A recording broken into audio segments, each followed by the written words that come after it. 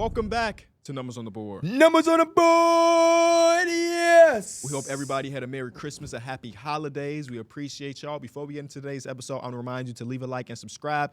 Also, to remind you that we were nominated for Best Basketball Podcast. The link should be in the description. Go vote, because if you don't vote, we don't win. And I heard that the amount of money / the prize that we get is the same as the Boston Celtics championship ring, man. It actually costs more. For real. It does. It does. We don't get that if y'all don't vote. And we got some people in there, some competitors that are really nice, but we need y'all to vote for Numbers on the Board ASAP. Every vote matters. It does, D Mills. I like that. I know sometimes you be thinking it don't, but it does. If you don't vote, I'm going to come find you. And I'm going to brush your teeth. No. I was going to rap. They don't be doing that too much. I was going to rap. You don't be doing that. Looking there. If you don't vote, I'm going to come find you. D Mills get in front, let Mike get behind you. Throw you on that wall, let D Mills grind you. Because he's a grinder. You might see his account pop up on Grindr. I just wanted to rhyme. I'm sorry. It feels weird, man. It's been 7 days since our last episode. Back in the day, we used to do once-a-week shows, man. Have not seen Mike in forever. But you talk to me all the time. Well, yeah, it's been a few days. This week, everybody been pretty busy. But no, I be seeing him on the game. You know, we play rec We a lot. 2K players. We play rec. Hey, I'm professional 2K surprised players. how much we play rec. Yeah, honestly, because it's not really a fun game mode, but it gets the job done. It gets the job done. We usually are heavy pro-am guys, and somehow we keep segueing back to rec for the double XP. But haven't seen y'all in a minute. You know what I'm saying? Like almost exactly a minute, because we were hanging out last night at the basketball game. We did. Yeah, man. I don't know why you don't ever pop out to the tournament. It's the last tournament. This is the very last tournament of EJ's. I told them we got to I'm get not a y'all to pop-out the St. Pat's game, man. This is it. It's no more after this until one of us have a son who's going to play in high school, and that's like 15 years from now. You said you're not a what type of person? I'm not a pop-out type person. This ain't popping out. It's literally. It's down the street. You and are it's a high popping school out, basketball but it's game. like this ain't really pop out. It's like you got to throw some shit on. All I know is that we met a lot of people, and they were like, it's 3 to 4 members. Where the fourth guy at? Man, who said that? I'm telling you what happened. Uh-huh. Maybe he at home playing 2K. We don't know. We have no idea. Either way, I've been enjoying the tournament. We got a lot to get to today, boys. I love high school basketball. I love college. I love basketball, but high school basketball is so funny to me. It's so funny because it's literally just like it's so many things that you see in one sitting. You could just sit there and go for one day and see so many different things. You'll see somebody have 40. You'll see somebody had 9 threes. You'll see a zone. You'll see You'll man. see a team have 17. You'll see a team of 17. 4-quarter game. I've seen teams have 2-0 at the end of the first quarter. So it's like it's just so funny to see certain things, and then you walk around and you hear, and everybody in the building thinks they're going to do. I don't want to expose nobody, but your dad was listening or was talking to some dude behind us yesterday, and the dude said, "Oh yeah, I played D1." Your dad asked him, "Where you play at?" He said a school that is 1,000% not D1. Never heard of it before. He said like Cypress something. Ain't no Cypress D1. Who is he fooling? Exactly. He's talking to Tashawn, who know D1, or anybody there is going to know that Cypress something is not a D1 basketball school. Yeah. But Ty, being a nice guy, he ain't call him out because he ain't really know the guy. If you would have said the D-Mills, he would have got on your ass because he know you a little bit. But he let dude slide, and then I looked at him afterwards, and he was like, I'm like, yeah, I don't know what bro He was called me talking before about. this. Him and EJ was going to the gym, and then they got to go to the walkthrough. But he was talking about the Kings, which I can't wait to talk about. Yeah, we got a lot to. We got to drop the mic, or you holding that mic? No, I'm going to drop the mic. Okay. Who are some players in the league that you kind of watch specifically for defensive purposes? Lou Dort. Lou Dort's a good Lou one. Dort is like one of those dudes that it just seems like whenever you watching him, the guy he's defending is probably having an off night. And he's just so short, stocky, and strong. He can also just guard so many different positions, even though he's not the tall, lengthy defenders, but he's so damn strong that he can make up for it with that. I'm going to go Herbert Jones is my number one. Been a big Herb guy, even though this season stinks. And I think technically they're the worst team in basketball right now, like record-wise. Herb Jones is still one of them guys. And then Victor Wembanyama. I mean, obviously you watch it for the other part too, but. Yeah, one of the obvious ones, or at least for me, is Vic too. Mm-hmm. Like, he's got me as like, I tune into the Spurs like almost all the time now, just because I got to see him defensively. I got to see what his impact is and everything like that. And there's so many times where you're just like, they got to stop testing him. Mm-hmm. They think it's open, but he's getting to everything, and he's just been like one of the ultimate factors on defense. And he's living up to all the hype as a dude that's that damn tall and that damn skilled. I think that when it's all said and done and they do like the NBA wrap at the end of the season, the Spurs are going to be like my number 1, number 2 watch team this year. Mm-hmm. Obviously, they got Chris Paul, which, you know, we got love for Chris. But Wembanyama has been so ridiculous. Like, we could talk about the Christmas Day game in Madison Square Garden and him having 40-plus points. Obviously, they didn't win because Mikal Bridges is like Michael Jordan for a little bit. It was even though we all know this on this panel, it was his, to the general public, I've arrived, this is my league next moment. And I thought that was pretty fucking cool, especially because it was the first game of the day. Like, we had Christmas at my house, so like my dad, my sisters are there, sister's boyfriend, and we all sitting around the TV watching basketball. And that was like the introduction to Wembanyama for a few different people in the house. And it was like, yeah, this is who he is and who he can be. We don't even know. I like how at the beginning of the season we were, at least myself was like, how are you taking so many damn threes as like a dude that's 7'4", that big? Now it's like, man, I love when he take those damn threes because he's shooting such a high clip, and I think it just makes him so much dangerous as a player when you have to jump to try to close out. And I think he's getting a lot of these big men off balance. He's able to make plays. I love him as a passer. I think he's getting better at that. Like, he's just improving at a constant rate. Yeah, I mean, as of right now, definitely feel like that was his coming out party. Mm. There feels like there's a playoff game on the horizon that will further more do so as far as really, really coming out. I enjoyed it. I enjoyed him. More so than him, though, and I don't want to segue away from your drop the mic, but we are getting into the Christmas Day game a little bit.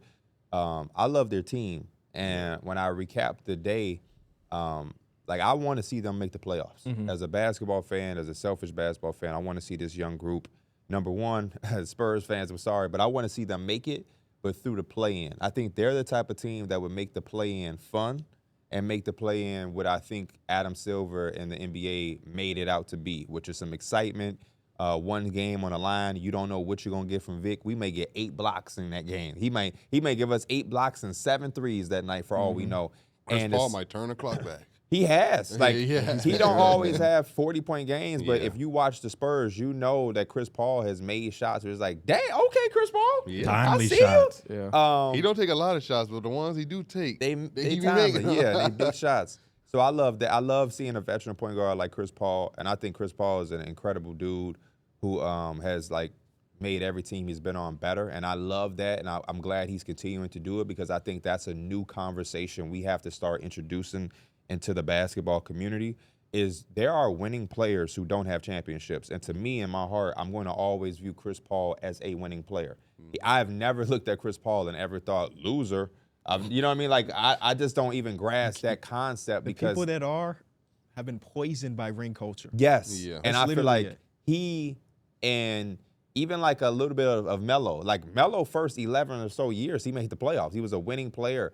There's a lot of guys who I think ring culture has made it seem like they don't win. Even Harden. Harden might be one of the most winningest players ever to not have a ring. He don't miss the playoffs at Yeah. all. So it's like we have this bad dialogue where people are looked at as quote unquote losers when majority of their career they've actually done the opposite. They just don't have that ring. And I just had the same conversation on one of my videos, but it wasn't to that extreme. It was about Jimmy Butler. Because when that report came out from Shams that he wanted to be moved by February 6th's deadline, I quoted that saying, how will Jimmy Butler's Miami Heat ever be remembered? And there were so many people that were basically saying, like, underwhelming, all bark, no bite. whoa. And I'm like, what the fuck? I'm the what exact are y'all opposite. on? I think it's top 5. I think you have Wade. You have Bron. Bron, Wade, Bron, yeah. Shaq, and then Jimmy. Even- And only Shaq is above because he got the ring with I Wade. could argue that, yeah, Jimmy's tenure is better than Shaq's tenure in Miami. Matter of fact- that's like it. Matter of fact, it is because that was just that, and that's all we remember. And a lot of that was on the back of Dwayne Wade. But he went twice with teams that we didn't think they were the 8th seed and won. He kind of revitalized the Miami Heat in a retooling phase, and he took an extra gear in his career because Jimmy was a cool guy, was nice, but that took him to a whole different level. But I love the Spurs team. I love Wemby. Obviously, he's the must-see. talked a bunch of stuff about Chris Paul. I love what Devin Vassell gives them. Jeremy Sohan is one of my favorites on that team. I want to see this young, hungry team make the playoffs and play in some type of way. That's why when you talk about your boy, Champagne. Him and my other boy, Stephon Castle. Hey, Champagne gonna shoot that thing. He is. And it's he got such a fast release. His shot looks so pretty, and it's butter, man. Yes, that should be butter, bro. Yes, and I was worried because I loved him in college at St. John's because he was the man. And I remember, I forget exactly where he was drafted to, but it was not the Spurs. And I was kind of like, damn, I don't know if my man's going to be able to do what he do. And to a smaller degree, it ain't the same, but with the Spurs, he's able to do what he do. And shout out to Mitch Johnson, who been holding it down for Pop. But I love that game. It was a great way to start Christmas. And I'm not going to lie, y'all, I thought that was the one. It was overall, but I thought that was going to be it. And I thought the rest of the day was going to be a little weak. It was nothing but bangers. Yeah. And the only reason I thought that is because when you start off that hot, it's hard to keep up that momentum.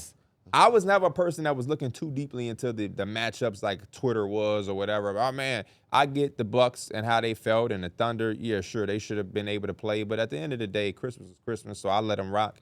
But I was not expecting the outcome that we got. The worst game was the last one, and that wasn't as bad. It just separated at the end. Yeah. It was nothing but bangers, honestly. Even the game that was a blowout ended up being close at the end. Yeah. Like, I was looking for time to take a nap. Couldn't even take a nap that day. Like, the Timberwolves were up at, 22? And I was about to start closing my eyes, and then Kyrie Irving came alive and was like, oh, no, I got to watch Kyrie. Bro, I was like, this is not happening. They're about to really lose this game. I was rooting for it because I was too. It was a blowout, but I stayed committed because Kyrie is probably my favorite player right now. He's down 22 going to the fourth. And he was just making shots. So I was like, at least out of this blowout, I'm going to get Kyrie being aggressive. And he was making some tough shots. It just felt like every time he did that, Mike Conley come and hit a floater. They just walking right to the lane. So it was like, they ain't going to really do nothing. And then before I know it, 17-point lead, 14, and it got to 11, and it's single digits. And I'm like, I'm sitting up in my chair like, okay. But no, that was a big win for them because the Timberwolves, ain't no telling what be going on if they lost that game, man. Yeah. They almost lost yesterday too, but they had to come back and whatever. The biggest story of that game was though that Luka Doncic got injured and he's going to be out for about a month or so, or reevaluated in a month, which is a little different. It could be a little bit longer than that. Now the Dallas Mavericks have showed us in the 9 games they play without him that they're still a competent team. Even last night got the win against Phoenix. But it is kind of crazy because Luka Doncic made an All-NBA team for every year of his career other than his rookie season. This is basically saying that he's not going to be eligible for an MVP or eligible for an All-NBA appearance, so his streak is going to come to an end. And it does suck, though, because it felt like he's been just battling these lower leg injuries since last year. Even in the playoffs, he had to go get the injections into his leg and his knee. So it's unfortunate timing. I think it's a blessing in disguise. That's how I was going to word it, too. Because, I mean, you said it right there, like, Luka is notorious for battling through injuries, and like we want that as fans. We want to watch him be able to play out there, but we know like when it comes down to deep like playoff runs and everything like that, we want him to be as healthy as possible. And this little month off can kind of give his body not only for his calf or whatever to get better and for that to heal, but I think it can give the time for the rest of his body to catch up and to heal, and so he could kind of bounce back and have a stronger second half of the season. Because the rest of the team, like most of the team, is shooting pretty damn well. I mean, even Quentin Grimes is having a way crazier year than he was. First name that popped in my brain. So I think that as long as they can stay afloat, because I looked at their schedule, they do have some tough matchups. Yes, they do. They also do have a couple bottom feeders. Like it's a little bit of a mix. So I think they should be able to like weather the storm a little bit. I mean, the first time he was out earlier this season, that's when they really started to go on that run. 5-game win streak, win streak. Yeah. And then he came back, and then they essentially just continued it. And I thought Najee Marshall during that run was playing some of his best basketball. So now we're going to get more production. Surprised you got a shout out from you after last night. That's crazy. Hey, I love me some Najee Marshall and some PJ Washington, man. Hey, Nurk funny. He Funny actually as hell. slapped him across the head, Hey, bro. How many game suspension is that? One. One? I know Because we it already wasn't a said punch. it. It was just it was open hand. I guess Probably one. I think we said it before. If it's one player I really just don't really like, it's probably Nurkic, bro. I feel the same way. I don't know. It's something about a guy that thinks he's better than what he is. and like all NBA players are good, but like for a player to think he's better the way he is and act the way he does, it just comes off weird. I think and it's just mostly bad. because he knows he's super important to the team, whether he's good or not. Like he kind of controls whether or not the Suns look really good on any given day. It feels like, because when he looks good, they look unstoppable. When he's bad, you like, what the hell is going on? That's when a GM job got to be on the line. Hey, they might Because have Vucevic. why so. have y'all put them in a position? Why y'all have y'all put him in a position? Because that's real. That's I ain't gonna lie. That's sometimes what I used to tell my little brother. Don't do nothing you don't want to do, because what he gonna do? He gonna take you out? I dare him to. Sometimes you gotta have that. I wish I thought like that when I was younger. I think a lot of times I probably should have been like, what he gonna do? Gonna do? Go call up Darrick and give him my minutes? I'm looking down. It's 15 players on the team. I look at the bench and I don't really see shit. So actually, I should just do whatever the hell I want to do. A player got in foul trouble, and I swear the coach was looking at the bench, and he didn't see shit he wanted to put in, so he just like, you know what? The Mavericks have the Blazers today, second night of a back-to-back. Then they have the Kings, the Rockets, the Cavs, the Grizzlies, the Lakers, the Blazers, the Nuggets. So, like Mike said, it's a mixture of both, but I'm seeing more tough teams versus bad teams. And the Blazers here. ain't an easy dub no more. Them boys, they gonna play. Yeah, sometimes. Don't sleep. Don't sleep. Scooter Sometimes. game your ass. He did Oh, my hit that. goodness. He had a really good. That was like one of That his was better probably games it, that I've yeah. seen from him. No, he's been pretty bad this year. Yeah, he's been really bad. He had 10 assists, but like if you watch them all, none of them were like they weren't created by him. Yeah. You know what I mean? He Like just- this is it like was one kinda pass one and more Shake pass, Sharp yeah. just shot the ball. He wasn't even Wasn't open, he just shot the manipulating ball. defense. Yeah, it was. But he ended up with 10 assists Yeah, in the 10 game assists winner. is a good In all assist. seriousness, though, the Blazers don't get enough credit for showing up. They, you're right. They will show up and make you earn a win here and there. But there are also games where they don't show up They at lose all. by 40 occasionally. So, Yeah. but I get what you're saying. I get what you're saying. I read something this morning that Jeremy Grant's having a career low in restricted area finishing. So That Does boy that worry said, you? He said he. I'm not sure. I'm a no dipper. So throw that mug. Yo, at the tournament yesterday, 2 days ago, somebody hit a no dip three. For real? I wish I was there to see it. Yes. It was in the Glen Bar North and South game. Big white dude, left-handed in the corner, caught it right here and just shot the ball. I'm like, and I look at the scoreboard, he had 3 points. That And was the that's- only three he had hit at that That's point. good because in high school, I feel like you don't even get passes that good Yeah. sometimes the way you. Yeah. But even that, I didn't really does that think count about- as a good pass if it's here. I didn't even think about Is doing it? that shit in high school. Like, I don't think it Hell was no. a thing. Like Yeah. I don't know if I mean, people I- were doing it often in Yeah. the NBA even. yeah. I wouldn't even coach my players to do that shit. Ain't no 6'9", you know what I mean? Like in the NBA, you do have a Jaden McDaniels closing out, so you need every second, but I'm not doing that.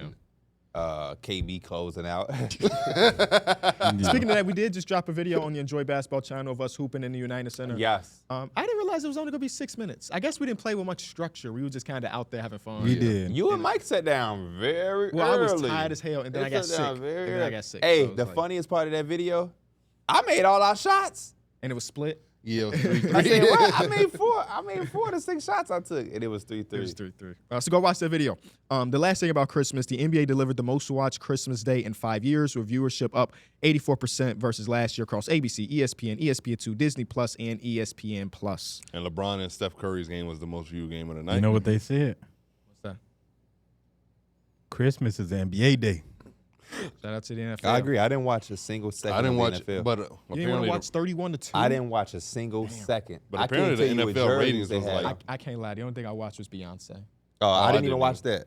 I saw clips and stuff, It but lined up perfectly from the NBA games halftime, too. oh, did it? Okay, yeah. I didn't. Man, so I saw the scores obviously of the games, but I never turned my TV from ESPN, ABC, whatever I had it on. But Did y'all watch any of the Mickey Mouse Dunk the Hall stuff? I seen it No, on Twitter. no. There was a screen navigation from Daffy Duck, and I was like, "This is ducking crazy." I love Chris. And one of my things that I will say that I think helps viewership in a day like that, and I think sometimes they do still do it on like a Sunday or something like that. But I love when I don't feel the need to compete with a game. So what I mean by Yeah. that is I put the Knicks game on and it can rock. Yeah. I ain't have to try to see, oh man, it's the Celtics and 76ers game. Is it close? It felt good to just put it on one channel, let the games just fall and play as they did, and they all lined up versus having to be at a desktop computer or my PC looking at 5. And again, on a night-to-night basis, that's the reality, and that's okay. But we should have a day a month where we just, you know what I'm saying, we line up, you know. I love those days. Yeah. I mean, sometimes on Thursdays they only have 2 games on. Yes. Where it does go like that, so you can just sit on the couch and watch both games. But the thing about that's not the same with Christmas. And I know every day we can't have Christmas games. I understand. But a lot of times it feel like one of those games is gonna be some bullshit. And if it's that first game, man, but that's why it's good that it's on the same channel, because you know sometimes you can try to catch that nap during that bad game or whatever. You know, you snooze off for like an hour or so, but it's still on the same channel. Sometimes you might wake up, it's the beginning of the next game, or you catching the late end of the fourth quarter. I never take naps that late. I'm a little jealous. Nah, that late I don't take naps. Yeah, I can't take a 7 o'clock nap. No, Christmas Day. Oh, you said Christmas I'm talking about like when you got that long day. It's like you got that 3 o'clock game or whatever. You know what I'm saying? I thought that was coming on Christmas, but it never happened. The closest was the Mavericks Timberwolves, but again, because I'm such a Kyrie guy, I stayed. But I didn't open my gifts because I was at my mom's, and that Knicks game got so intense that I was like, I'll open them in a minute. But when that Mavericks and stuff started, I was like, oh yeah, I can open these, look at them. Did y'all get anything good? Yeah. I got these shoes. All right. Oh yeah, you was talking. He was literally in new shoes. He was in Discord bragging. He was like, "My girl got me some 5s." Yeah, and I was like, he said bragging. They were asking me what I got for Christmas. He was happy as hell. He was like, I think I'm gonna wear them on Saturday. And I was like, go ahead, go crazy. Yeah, sing the song though. What? New shoes. There you go. New I got shoes. this. What the hell? Is that you and Penny? Yeah, they say Bro, dog fathers. I got that same thing. That's you cute. did. I got that same thing, but it's me and Elena on there. That's pretty cool. Oh, yeah, my mom And it got me say this. I got M&A on there. I got a picture frame of Penny that my mom gave me. Dana gave me pictures of Penny. Underrated, by the way. My mom gave me picture frames of like pictures of me and her, me and my sister and stuff like that. For the house? And just in like usually everything's digital, so you don't have as many photos. So it was I actually got Dana for Christmas a thing where she can develop the pictures.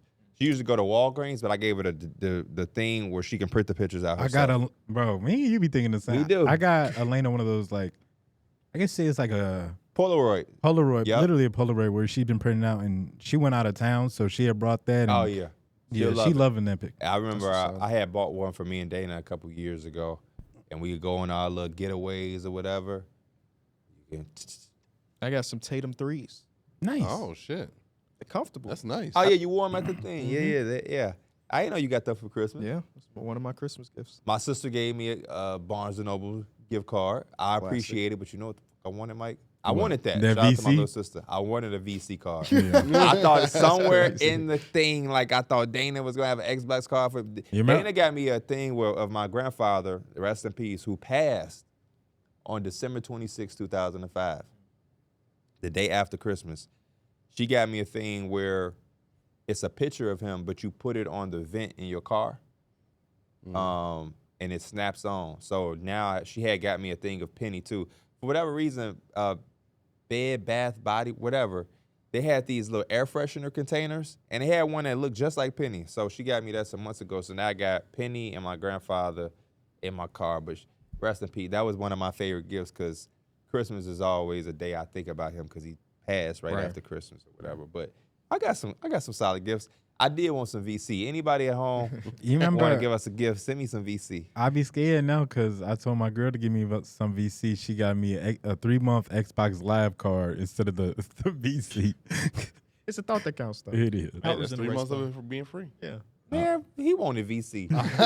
We love Elena. She did good with the other gifts, but come on, man, pay attention. No, What I about think you, this might have been like my birthday, Yeah. but it was funny. I got some Valentino. I got some. She bought me this thing at Which color Valentino? Sephora. It was the gray one. It was one I had posted. It was like, it smelled good. Yeah, but I couldn't tell if it was. Is that the one when somebody asked you what it smelled like? Yeah. You wild for that. That was a great one. I love our community, man. But I also Except when they interact with KB, they be having a hot dog eating contest sometimes with KB. Darrick They said love that, your boy. And in the comments, I saw people like, no shit, Darrick. No shit, it smell good. I'm like, that's That's the the joke. reaction Yeah, you that's the gotta have. I got an anchor, which was nice to get. What's it? The Like charger? the charger. Oh, I'm like, what the hell does that mean? You I'm got a like, damn, fucking boat? SpongeBob. Yeah. He called it an anchor like it was. I got some New Balance. We both got. She bought us matching New Balance. His and hers. Yeah. Darrick love that matching, boy. He- Whether it's flip flops or New Balance. Y'all crazy. That's about it. What was the best gift y'all gave? I got gave my sister a trip to New York. Oh yeah, yep. I got my girl a Tabby 33 Coach bag. Damn. For my mom, I paid her car note for the month, so that was dope. That's love. That's love. I did a lot of other stuff that I didn't know I did just because I'm the breadwinner and the dad. So, like, when Avery's opened up gifts, I'm like, oh, shit, I got that, but I didn't get that.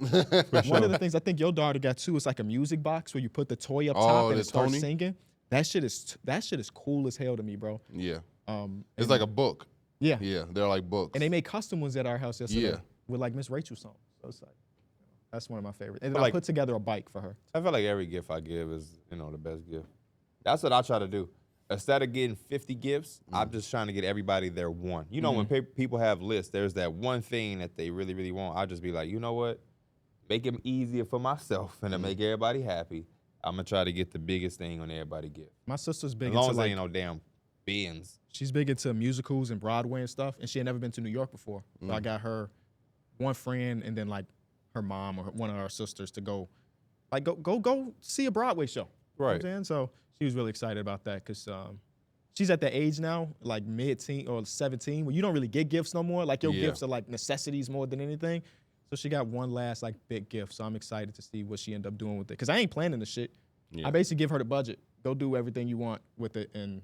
I fun. still buy my nieces gifts, even Yeah. though they still in high school now. I still just I ask them I usually ask their mom what they want. She said they all just put Nike text on their gifts. And I was like, that's easy. Yeah, it's When easy. you did- That's the easiest gift for me. If my sister wanted some Lululemon. Hey, you and mom take y'all Bruh. lives to Lululemon, and what you buy, you request from Cash App. Kids I ain't and going in there presents. fighting for that shit. Kids and presents, they just like once they see the presents, they be losing all their senses. So I brought over like a bag of gifts or whatever. Now, a lot of the stuff like Elena wrapped, and then like I wrapped a few, but we didn't put like names on it. It was all like From y'all. no, like it was for the kids and for like my mom and dad. We didn't put like to whoever. Oh, It was y'all more so like crazy. paper wrap. Like Michaela got this certain paper. Oh. Alice got this certain paper. okay. But some of the times like we just forgot and some of Right. it got messed up. And so I'm telling them like, I'm pretty sure I know what the gifts are, so I'm gonna hand them out and I'll give them out. Alex gets one gift, opens it up, goes crazy, and he's digging through the bag. He starts ripping up other people's gifts, and I'm like, bro, it's supposed to be when you hit the group chat. yeah, I'm like, bro, it's supposed to be Christmas. You know you gonna get the gifts. Just relax. Oh, you mean he went crazy in a bad way?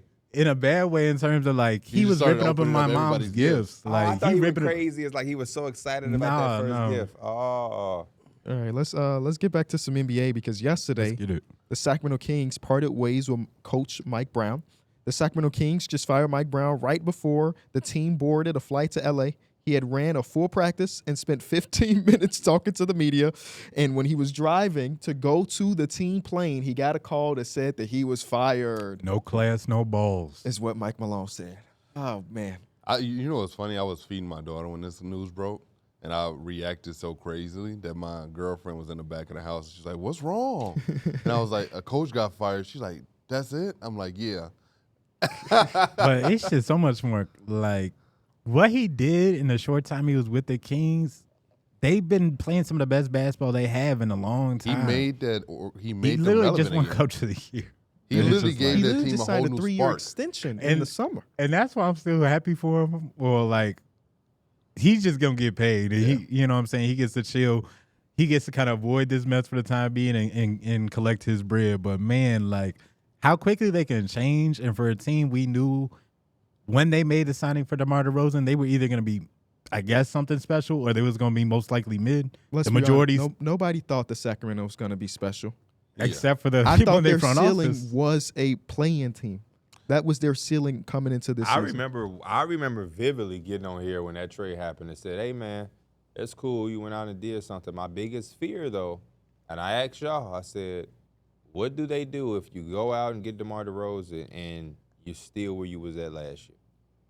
And to start the year, I seen DeMar DeRozan in the jersey, and I'm like, he actually looked like he fit, and he, they was cool or whatever. But yeah, nobody thought that they was. No. Mhm. Yeah. No, I just number one, shout out to Mike Malone, shout out to George Karl. Very rare you're gonna hear that.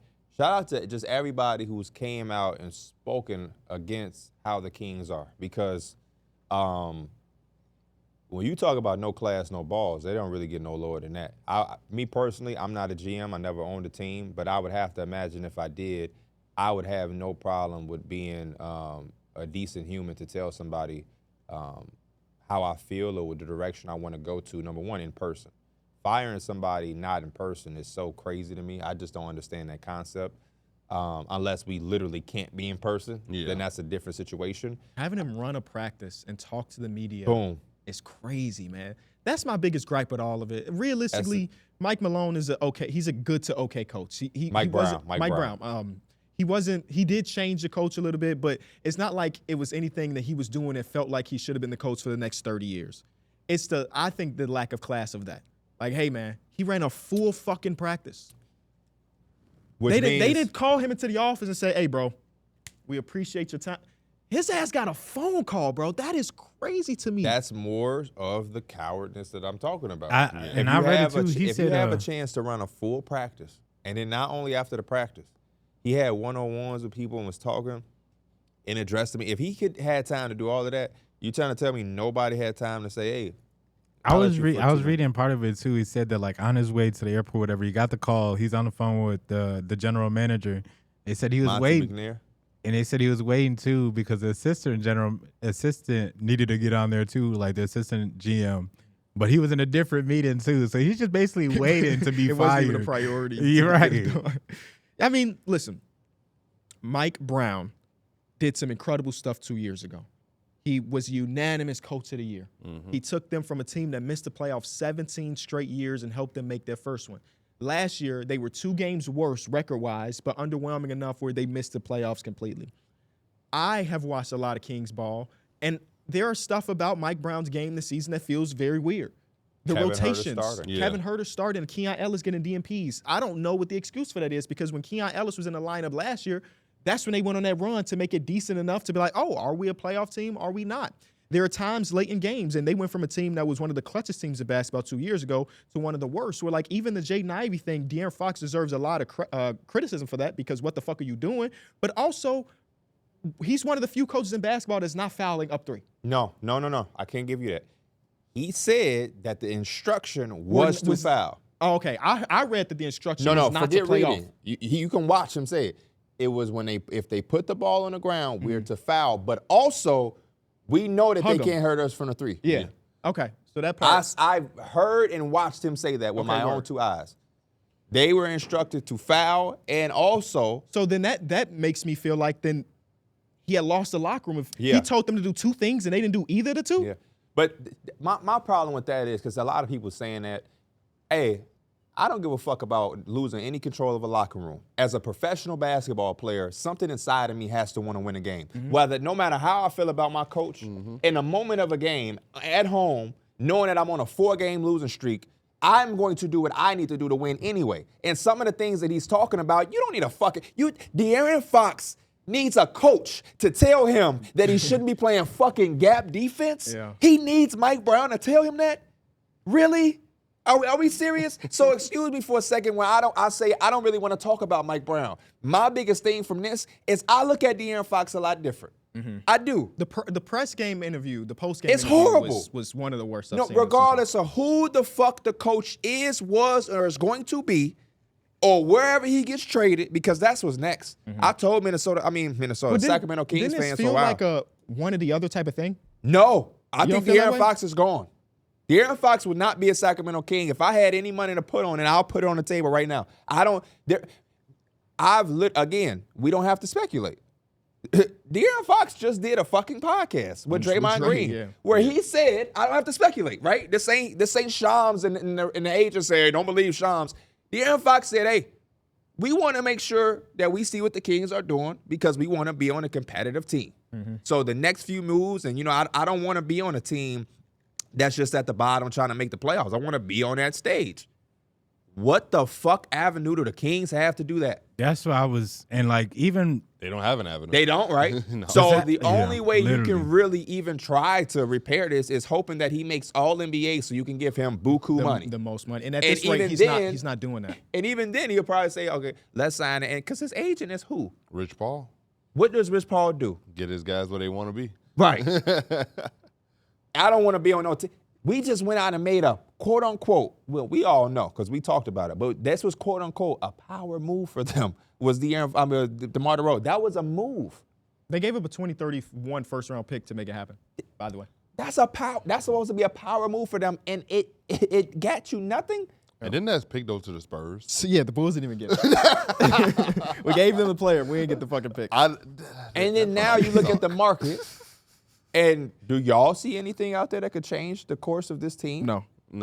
So all signs leads to you're going to have to trade De'Aaron Fox, or you're going to put him in a position where he's going to, with his agent, say, because I ain't going to lie. The best thing, and I don't know when he did it, but the best thing he did was go to Rich Paul, because right now, and this time, right now, is the best time for all of this is going to work out in his favor. If I'm De'Aaron Fox, I'm rubbing my hands together because the two teams that have everything it takes to get me, oh, man, I want to go over there fucking right now. You talking about the two Texas teams? Yes, back close to the crib. I could go to the Spurs or the Rockets. Oh, man, thank you, God. Thank you, God. I had to see it with the Kings for all these years. Hey, God, I ain't even tripping on that no more because I'm going to one of these two. Yeah. And if he goes to San Antonio, who has all of the shit and they got the pick, we just give you your pick back in the package. Bro, oh, my fucking goodness, man. Don't even get me excited. I do look at De'Aaron Fox a little different because you can't give up a 4-point play and go up there and try to have a minute press conference talking about it ain't going to make nobody better. Yeah, no, hell no, bro. Better. You got to go up there and accept that. And I always thought De'Aaron Fox was a guy that had no problem saying, I fucked up on that. And tuning out a coach, I'm not giving that excuse to the Sacramento Kings because at the end of the day, y'all are professional, competitive players who should want to win any game no matter how you feel about a coach. I saw Shaq, Kobe, and them, and Phil Jack, none of them liked each other and was still going to the finals. They barely could look at each other and was going to the finals. So I don't want to hear about tuning a coach out. Tuning a coach out was he in the middle of the game in the third quarter, some shit we don't even know. He telling you to run X and you're like, man, fuck that. We running A. Go over there. That's tuning out a coach. But at the end of the game to win on some shit he don't even need to tell me, and I can't do that. And that's why I also feel kind of like this is a panic move to me. It's a panic move. A lot of these losses, they're on a 5-game losing streak. Two of these losses are wins. DeMar DeRozan fumbling the ball. That ain't got shit to do with Mike Brown. You could go to some shit throughout the course of the game and you could find the blame on Mike Brown. But DeMar DeRozan normally catches that finish, and that's a win against the Nuggets. This last game, Jaden Ivey, I want to give you credit, but that was a lucky-ass shot. I'm non-biased. I'm not a Pistons or a Kings fan. I'm just calling it what it is. If we do that play 100 times and we have De'Aaron Fox guarded the same way, he still fouls them, but Jaden Ivey does not make that shot probably again. So it's you know what I mean? They went from being the lucky team that made all the clutch plays. Now they're the unlucky team, and the clutch plays ain't happening. But sometimes you got to weather the storm, and I just feel like the Kings panic because what they about to do now, KB? They about to bring Doug Christie finna coach them? Yeah, but I also think that because it has been some unluckiness, that there's a world where this team just looks better for a month straight. And people are like, see, Mike Brown was the problem. When the reality is some of those things, DeMar DeRozan fumbling that ball was a huge one against the Nuggets. That is something that would, in most cases, he makes that layup and then boom, they end up winning. Yeah. They won 3 before and that. like their underlining stats look okay. Like they're number 8 in offense, number 16 in defense. Like that's pretty fucking impressive. So there's a world where some of those things that don't go your way start to go your way. And you're like, yep, Mike Brown was the problem. But the grand scheme is like, okay, what are we, the 7th seed now? Yeah. Like instead of being the 9th seed? And like that's why I think De'Aaron Fox is gone. Mm-hmm. You know what I mean? It's just because you have no avenue to really change the course and the direction of the team without trading him. Mm-hmm. There's nobody on this team that brings in somebody that's like, oh, yeah. Because even Keegan Murray, who's supposed to be the cool prospect that maybe gets traded, he hasn't looked great offensively for like 16 months. And I get that reflection of the GM. Yeah. Because when I heard Keegan Murray speak on that, He talked about how different it was now that you have DeMar DeRozan. Keegan Murray is a class act, so he's never going to throw anybody under the bus, GM, teammate, or coach. But he admitted, like, sometimes I don't know where my shots are coming from. I'm not getting the same dribble handoffs anymore as I was getting last year because we have DeMar DeRozan. That sounds like an organizational problem of going out and getting a guy and not doing the due diligence of seeing how it's going to affect the guy who, to me, really made the Kings what they were. I feel like that, to me, brought me in to liking the Kings because they hit on a draft pick. It wasn't the sexiest name, but it was effective. And I'm so passionate about this and a little bit emotional because I enjoyed the Kings, man. Yeah, no, they were I really loved fun. everything they was doing. I love when they got back in the playoffs and seeing the environment. They won 7 games with the Warriors and had Steph dip into his legacy bag to pull that out. They are fun. They still one of my top league pass teams. Playing on the West Coast helps that. Yep. Playing in close games every night helps that. But I'm there and I'm watching and I'm excited to watch them. And it just feels like they went off the track a little bit, man. And I hate to see them and a dedicated fan base now have to revert. Because now You trade De'Aaron, what do you do next? you rebuild. I think So you- to me, Sabonis is out Yes. the door as well. and- Yes. I think you got to just get ahead of the curve You have to. because at some point you don't want to be stuck in that mediocrity pool. Because if you look at the West when they were popping, the West was a lot of teams banged up. OKC went OKC, and Didn't have to worry about the Vic Timberwolves for the weren't next the 15 Timberwolves. years. So like The a lot of Rockets. the Rockets weren't the Rockets. Now when you look at West, they now on a 5-game losing streak. They're 13 and 17 or something like Yeah. that. So like, where are we really competing at? If you are the owner and the GM, you got to look at your whole conference and say, where are we really competing at with these other teams that are at the top of the conference? And you gotta hold yourself accountable and say, like, we not really rocking with these teams. I think we gotta just go take a step back, reset, and then maybe in a few more years we can get back to where we were. As disappointed as that is to sell to a fan base, I agree 1,000% with Darrick. 1,000%. Because, yeah, that's the two options. I did a video on the Kings 4 days ago called The Sad Reality for the Kings. And the sad reality was those two avenues where you do what you said or you just try to hang on to De'Aaron Fox because you just love him that much and you hope that he make All-NBA. You re-sign him knowing that this team is at best in the play-in competing for a 7th spot, and you just try to sell that to your fan base. But then at the flip side on that, how long is De'Aaron Fox going to sit there and go for that? I think there's value in being good enough to make the playoffs every year and not being a contender. But the Sacramento Kings have not done that. You know what I'm saying? Like, the Clippers are a good example of that. Every year the Clippers are in the playoffs. I think there's value to be had there, just being competitive enough to be there. But the Kings have had 1 year of a playoffs and then 1 year of a play-in, and that's pretty much it. And At I'm least looking for at the their Clippers, though, it's valuable because they know they have Kawhi Leonard. who's coming back, baby. We'll talk about that in a little bit. But the Kings owe their first-round pick in 2025, which is this year, to the Atlanta Hawks, a part of the Kevin Huerter deal. But it is top 12 protected. So there is some incentive to, like, tear it down and keep that 12th overall pick. So if they finish bottom, so yada, yada, yada. If it doesn't convey this year, then it might convey next year when it turns to top 10 protected. And if it doesn't convey by 2026, it turns into 2 second-round picks. So there's a world where if you're the Kings, you say, hey, let's be shit for 2 years. Let's keep our own first-rounders. You would have to trade De'Aaron Fox now. ASAP, yeah. De'Aaron Because Fox getting into is that too, bottom 12 is tough. He's too good of a player to ever let the And team I fall. hope- You I probably hope- have to trace the bonus, too. And that's the other thing about this team. Like, this team is talented. So I don't know how much you're going to slip because, yeah, they're not good enough to compete in the high upper echelon of the Western Conference to us. But they are also too good to be thinking you finna get a pick that's protected 1 through 12, 1 through 13. Like, So oh, as of man. right now, if the season ended, they would have this 9th best odds. So that would be them keeping their pick. It sucks because, like you mentioned, that fan base is so rabid and been wanting success for fucking 20 years. It feels like so for them to have a taste of that, the They Light the deserve Beam it, era man. was so perfect. They bro. deserved it. It was so perfect, and for it to all come crumbling down, and now we thinking about fucking Fred VanVleet being on the team for the rest of the Yeah. season I hope- or something like that. I hope this also just sets another example, especially with the second apron and everything. Like, it can hurt you if you being thirsty to try to get to where, or it can hurt you trying to be thirsty, trying to get to where the other teams are at when you're just not there yet. Now, I'm not here to throw Monte McNair under the bus.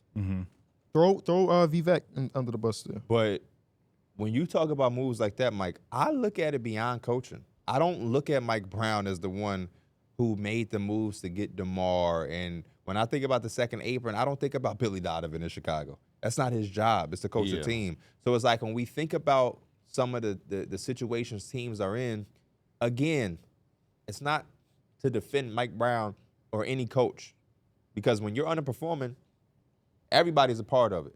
Coaching plays a significant part of that. But to me, it just feels like so many times in the NBA, we're constantly seeing it gets skipped over. It's like, it's the coach. But it's like, I'm also looking at these teams and how they constructed and the moves that certain GMs are making with their back against the wall. And it's like, when do ownership step in and really assess things instead of these panic moves? I think the problem is the ownership, though. Yeah. Vivek in his 12 with years. The Sacramento Kings, we know for a fact. We had 4 people up here. We ain't got no degree, nothing like that, but we knew that was a shit trade. We knew the most they could be was like top 7, top 6, or bottom 7, or whatever it is. Yeah. And I think the only reason we didn't go as hard as we did off of camera is because at the end of the day, we love DeMar DeRozan. Yeah. We love DeMar DeRozan. So we're not going to shit on DeMar DeRozan ever, but nobody was up here like, oh, shit. And they come. You know what I mean? We respectfully went away from it as much as we could with grace because we love DeMar DeRozan. But Vivek has hired, in his 12 years as the owner of the Kings, he's had 8 different coaches. Is that not insane to anybody else? I mean, they even said Dave Yeager, Mike Brown, Luke Walton, Mike Malone, Doug Christie now. And even with Doug Christie, they said they're going to look at him for the second half just to see if he is for the job. Right. That means they could still get another coach by next year. 3? Let's find Ty out. Corbin or some shit. No, Ty Corbin didn't coach the Kings. Or maybe he did. Imagine you being on that flight, though. George Karl. Oh, yeah, George Karl. Imagine you on that flight and you just don't know who's going to coach your next game. That's what I'm saying. That's what I said in my video. It was so poorly ran. Alvin Gentry. Okay. Oh, damn. Yeah. Ty Corbin is here. Ty Corbin, okay. And Keith Smart. Keith Smart, yep. Hey, Smart. I promise you, I've been watching basketball for almost 20 years. The name Keith Smart, I cannot see his face. That's Marcus Smart cousin. Oh, okay. Google it, and I'm sure you'll probably be able to put 2 and 2 together. Oh, okay. But, yeah, it's just like you go through a practice, you're having one-on-ones, everybody get on the plane, and your coach has been fired. It's just stupid. How the hell are we supposed to win this next game? I know they was cutting up on that damn plane. Well, they haven't really beat the Lakers. Yeah, they haven't. They can't even. They usually score. The Lakers, for some reason, they struggle to score 100 points against the Lakers. But also, DeMar struggled against LeBron. Oh, that's the thing? We didn't even got to talk about the ownership part, though, because I remember last season I came in here, and what did I talk about? I talked about Nick Stauskas. You didn't look them up a few times. Willie Cauley-Stein, Papa Giannis, your boy, Ben McLemore, Lottery pick 37 games in the NBA.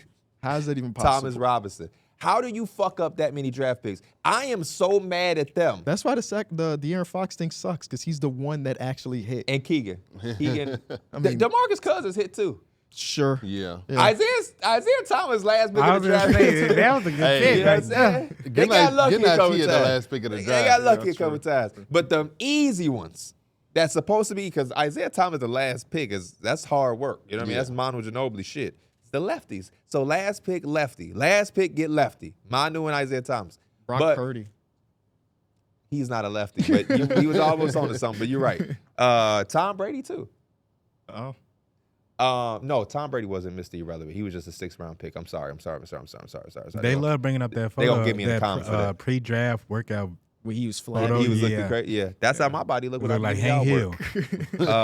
Hank Hill is crazy. He has a flat his ass. His ass is like this table. He does. That's like episode 1 of King of the Hill, right? Or something like that? Yeah, it is. Because I remember seeing That's that. when he said, like, I'm about to bust. That's like episode 1. When we talked about it, I went to watch the racist dog, Lady Bird. Oh, yeah. That voice is Bernie Mac, I think. The mailman? The black guy. I think it's Bernie Mac. That's a voice we know. I ain't seen it in so long. Yeah, I think that I was watching like, bro, is this Bernie Mac or we never peeped? Yeah. Yeah. If they hit, that is Bernie Mac. It's Bernie Mac. Yep. If they hit on one of those draft picks, the DeMarcus Cousins era is a lot different. Yeah. So I've been had my gripe with the Kings, but for their fan base, I was extremely happy. Start calling them the Kings again. No, I think they need to clean house. I've seen somebody calling them the Queens. What? That's disrespectful I to thought women. that was funny. You can't clean house when the problem is the ownership. No, that's what I'm saying. That's why I feel like we should in the NBA force guys to have to sell their team depending on the win. They only make you do it when you do racist shit. but on a win And percentage. you only finna collect a few $1 billion off. Right, you gonna still walk out. Hey, as a win. you're a racist, so you know what you get? $7.9 billion. I don't want to ever see you again. Donald Sterling probably somewhere still racist. 100%. Oh, yeah, that shit don't die. You watching Chris Paul like, that was one of the good ones. That boy there. He's still doing it, I tell you. I'm not against win percentage or some type of thing feel to me? make owners have to do something. And I'm not saying they got to be at 4 years, but like they had a 20-year drought. At some point, we have to step in and say, okay, man, listen. We gave you 2 decades to figure this out, brother. Two. Y'all ain't been in the playoffs longer than LaMelo been alive. Yeah. Whoever was the rookie at the time. You know, we have Yeah. 18-year-old rookies. We got to get in. We got to step in, man. You drafted Nick Stauskas Shout out to Sauska Steve. with a lottery pick. Didn't they drop was that boy nice. from BYU too? Jimmer. Remember for that? Yeah. Yeah. I think they had a type. Hell yeah. Hell yeah. All right, we got to take a break. We got to take our first break. And when we come back, we got more NBA news to talk about. Oh, they would have loved Cooper Flag. They probably trying to tank right now. That's what they doing. Why should you bet with Caesars Sportsbook? 2 words, Caesars Rewards. Every bet brings you closer to the type of benefits only Caesars can offer. Hotel stays, VIP experiences, sports and concert tickets, and more. It's not just an app, it's an empire. Not a lot to say about this one, but Alex Caruso did sign a 4-year, $81 million extension. I just want to say congratulations to AC. Well deserved, man. Yeah. Got I your like bag, it, man. man. You know, I like it. Because as much as we just talked about the Kings and poor decisions or whatever, the Thunder continue to be, the Thunder are like the complete opposite. yeah, they continue to just run circles around the NBA. They know how to work the cap. They stockpile draft picks. They never panicked. It felt like they had to trade them all. Even with a guy like me was like, man, you can't keep bringing 3 first-round picks in. They say, shit. And then now, Yes, we can. now they in the Cam Johnson sweepstakes, where a lot of teams are invested in it, but I think OKC is a team that literally can just And outbid Cam everybody. Johnson got hurt. What did he miss yesterday? Think he got a hip? I'm not sure. I wouldn't lock in Maybe on I- the damn game. Yeah, no, they still can. They'll still trade for him. I didn't say they wouldn't. I'm just saying Cam Johnson. I just saw something with his hip. It's like he just stopped being able to shoot now. It's his hip, not his wrist, KB. Oh, yeah, true. You need. I your don't know. hips to That hip shoot. injury fucked Isaiah Thomas up, man. Oh yeah, it definitely You could do it. did. Put your back into it. Yeah, fuck Yeah, that's I mean, shout out to yeah, because a lot of hip comes with his like, hip was a movement little and stuff. smaller though. You know. Mike, what we got? I want to do a little thing. I love the term or love the saying when we say, I need 7 of those. So I wanted to do a thing where we kind of just erase the standings or whatever. We know the good teams, we know the bad teams, but if we could make a first round matchups, what the hell was that, dude? I don't know why that just. I don't know what. He I took forever to close it out too. I accidentally clicked. I don't know. Bottom line, we want to make the best matchups we can and try to make it just like a playoff type vibe. Violet Myers, your ass crazy. But I don't know who that is. I got.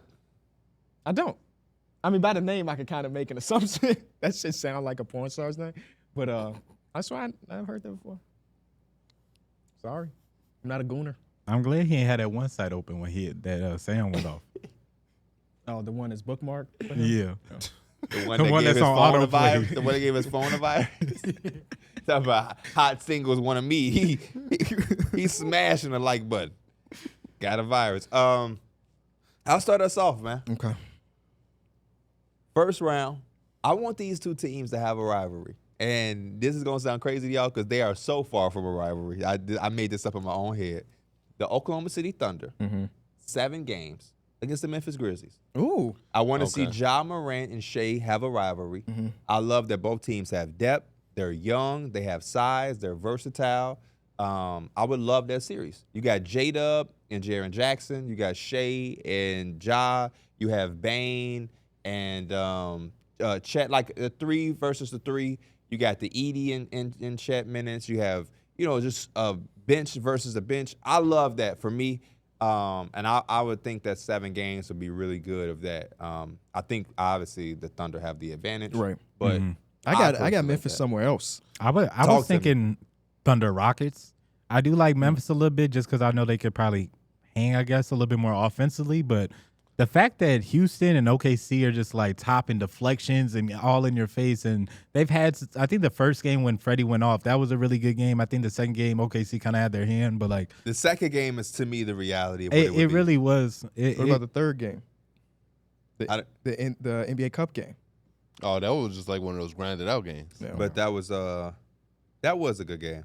That No, was a yeah. good game. That's kind of why I had them on somebody who I would love to see play, OKC and Houston Rockets, just because I just feel like it would be such a grinded out series that it's two of the best defenses in the league just clashing.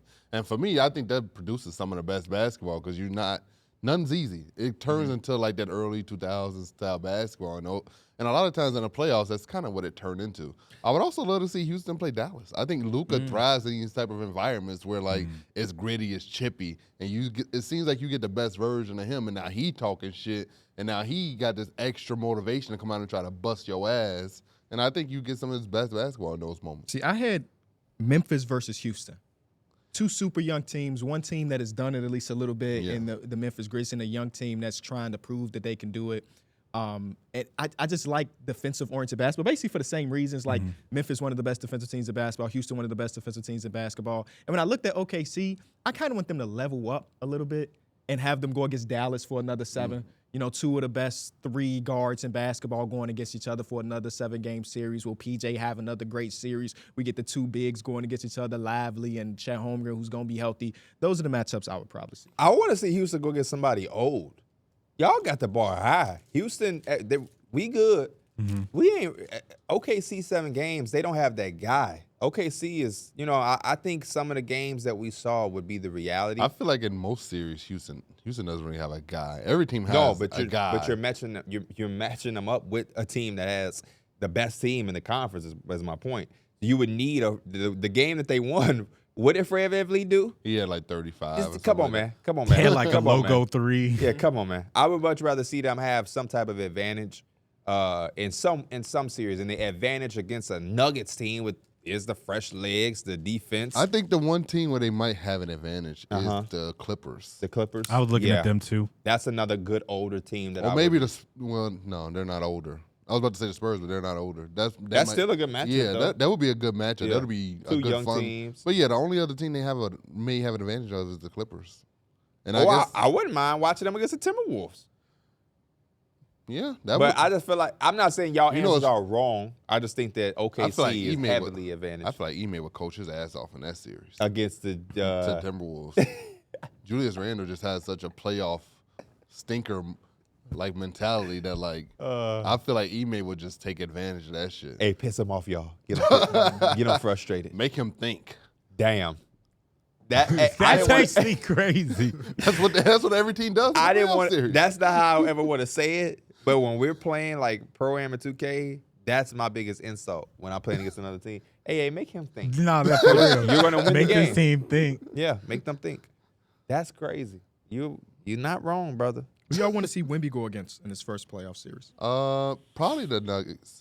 I would love to see him versus Yoke. That's a good answer. Hey, on some real Or shit. either the NBA could this would be their dream is him playing OKC. My boy, And that's what I was Yeah, gonna And say. they finally That's get, what I want to. and they get the rivalry that they've been trying to put on us for the last 2 years. CP3 know all the Shea shit. He know Because he told him. Yes. Yup. They want that Chet and He Vic taught him a rivalry very so bad. little bit. Yes, he did. He That taught would be him the a very one little way bit. that they could get it. Yes, They I gotta agree, start Derek. there. You cooking, boy. You can't just start it randomly on rivalry week and Yes. just keep trying to force it on. Yeah. It's got to be something now. It got to start in the playoffs. Yeah, It got to that's what- start in the offs. That series has a real potential of actually happening this I year, agree. too, Oh yeah, which is the way the great. Spurs are playing that. And that's why I said the Christmas Day was a start, but that would be the real rival. Imagine game 1, Spurs take game 1 on the road behind Vic with 37 points, 5 made threes, 13 rebounds, 5 blocks. So that's a bad game for Wemby. You putting him out there. That's superstar status. What is Chet doing though? You assume Chet, man. That's- Chet always be hooping when he play against Vic too. Yeah, Chet he do be waking up from the matchups. Like, yeah, I Hey, gotta we ain't show. doing that. What? He hoop even when he hoop. He do. Yeah, he do. He hoop all. He was do hoop all the consistent. But a time. few of but the I times think- he bust Wemby ass early this Hell season. When yeah. he does that, I don't think it's more like I want to think match this up is- against. I but think it's just a remember- the competitor's edge. Wemby is getting into year 4. Oh, right. The different Wemby now. He ain't played this Wemby. I thought this was year 7 for Wemby. Damn. I mean, he already in New York playing chess against old people. Yep. He could be a 7-year vet already. Oh, that was man. in New York. Yeah. I thought that was in San Antonio. Nah, that's New No, York Washington City, baby. Park. Oh, that's Yeah. cool as hell. I got another matchup. It's dangerous as hell. Now this team's always You know, find it's a way to melting make. pot. These teams Sickness always all in find the out. air. Is you good? He said, "Is you good?" He said, "You finished your damn sentence." Right. These teams always find out to have Gotta really wear your close mask games. out there in New York because nah, I was just messing with you now. The Warriors and the Lakers, and they have a series. It's just standings wise. That's just hard. He said wipe out the standings. Yeah, we're Oh, just yeah, wiping out. we're series. wiping We just out. want No, yeah, good. We you're just want good series. That would be the most watched for sure. Everybody Yeah. wants to watch Who LeBron winning? versus Steph. You know the Lakers. The got it. Lakers are the better team Yeah. as currently Right now. constructed. Yeah. Who knows what the hell's going on? I ain't I guess that. When Jimmy get there, it's gonna be a different story. Nah, don't say that. Oh wait, which team? For the Warriors. The Warriors, I guess okay. it go to either place, right? No. No, the No. Lakers ain't got a package. Well, Sent Pat him Riley off also Reeves, said fresh that, off a triple double. Pat Riley also said he's not shopping Jimmy. Yeah. Bro, I never know. I I'm so always feel like that confused shit with is. I always feel like that they try so much reverse psychology and stuff like that when Pat it comes Riley to stuff. ain't shy though. He Is can it- come out and tell you, hey, we That's traded right when you this. 97. You just don't give a fuck no more. Yeah. Yeah, I think if Pat Riley was shopping him, he would be like, I don't think He would've did said say, nothing. yeah. He Yeah. did say, I ain't trying to rebuild. I'm damn near 80 years old. Because Like, also, I can't do think this he's shit probably no also looking at it from a business point. Jimmy's most likely going to opt out. That opens up $50+ million for me at the end of the season. You could just take back expiring though. But it's not guaranteed the team is going to give me expiring contracts either. But it's not like they open up $50 million in cap space, though. But Right, still, that's because you still, have to remain in. yeah. But still, it's $50+ million coming off the cap. No. It don't. I get what you're saying, but what KB saying is it don't work. It's like not like you could just go out and go get another No, max yeah. player. Is what I mean. But you could get back expired deal. I mean, the only team that wouldn't give you that is Wiggins. You got to take $25 million of Wiggins for the next 3 years, but you control that. So, Shit, we can switch 13. but I see what you mean. Yeah, because I guess the Rockets you would have to extend somebody. Yeah, I guess. But at that point, you got to get your talent, man. What do you want cap space for? Who you getting? I don't know. They are a free agent destination. For who? Shit, I don't know. Right. So like, I hate when GMs and shit be prioritizing nothing that they don't need. If we gonna get cap space, we want to go and be players in free agency. Who gonna be a free agency? Kyrie, but he going back to the Mavericks. Oh, It is one of those weak ass free agency. we gonna get classes, Duncan for sure. Robinson some more money. Or they feel like they can swoop in and get De'Aaron. Kyrie says he'll pay Najee and PJ Washington fines for the fight with Yusuf Nurkic. Good man I right love there. when veteran players do that. The Dallas home of Mavs star Luka Doncic was burglarized Oh Friday. my God! They hitting everybody. Hey, they crib. hitting everybody for real, bro. Are the Mavericks on a road trip? No, but they just played I it. don't know. They They just don't played even in matter. Phoenix, They just right? played a game. It's after Oh. every Home? time they got No, a that was on game the or road, something right? like that. Yeah, it was a road game. Oh, so they know. So people are really watching their schedules. They said that they getting whoever talk crazy about Joel Embiid on Twitter. I don't think I don't know if we said this on the pod or we was in the court, but this is like an organized group that's doing it. It's not like some random person. They literally definitely do got their schedule. I mean, anybody can get their damn schedule, but it's like they planning this shit out accordingly. 30 for You 30. feel I'm me, P? assuming, man. 30 for 30 on the He said, "You feel NBA me, burglaries. P?" I feel you. Yeah. What was you at when they was on KBS though? We was out here fighting for our lives. Who is we? I got it in the mix for Oh, you. you did? I got the trenches for you. Oh yeah. I was like, Mike said my name been in it and I ain't in it. I'm like Lonzo. I just be walking up. I just be walking by the bench. Ain't nobody finna fight. There'd have been a lot of fights in Lonzo's career where he ain't doing a goddamn thing. He just definitely just be chilling. I had to chime in on that, man. You did Stop more than I playing with did. I ain't get no fuck. Stop playing. No, this time you beat me. You was doing a lot of reply. I did reply. Yeah, but- you were replying. But it was basketball I stuff, gave though. two, Yeah. I I gave was just two playing the replies basketball and I stuff. called it out. Yeah. I mean, I didn't even reply though. I just kind of made statements and went on about my day. I'm not replying. People want attention. That's all it is. That's why. That's why you need to get the book. The Anxious Generation: How the Great Rewiring of Childhood is Causing an Epidemic of Mental Illness. Yeah, and I think the book I'm going to recommend is about fandom.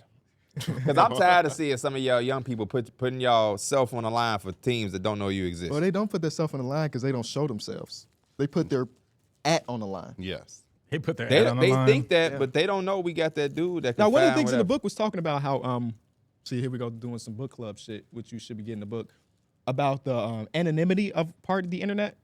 Well, because people are allowed to stay anonymous, Yeah.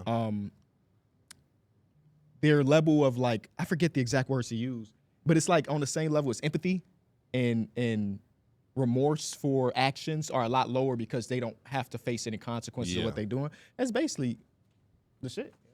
But I'll tell you this, and I ain't do the research that he did, but the thing that I'll be trying to get people to understand, that's fine on Twitter. The internet ain't a real place. Literally. 100%, yeah. But the problem is they forget that. So they do that on Twitter. It becomes a habit. And then they go in the real world and do that shit, and they get their ass fucked up. Because that's what I'll tell you right now. I ain't the toughest guy in the world, but ain't shit that's ever been said to me on Twitter has ever happened in real life. Because if it did, I would be in the hospital, and they would have to surgically remove my foot out of somebody's ass. Well, you sound like Red Foreman. Just what it is.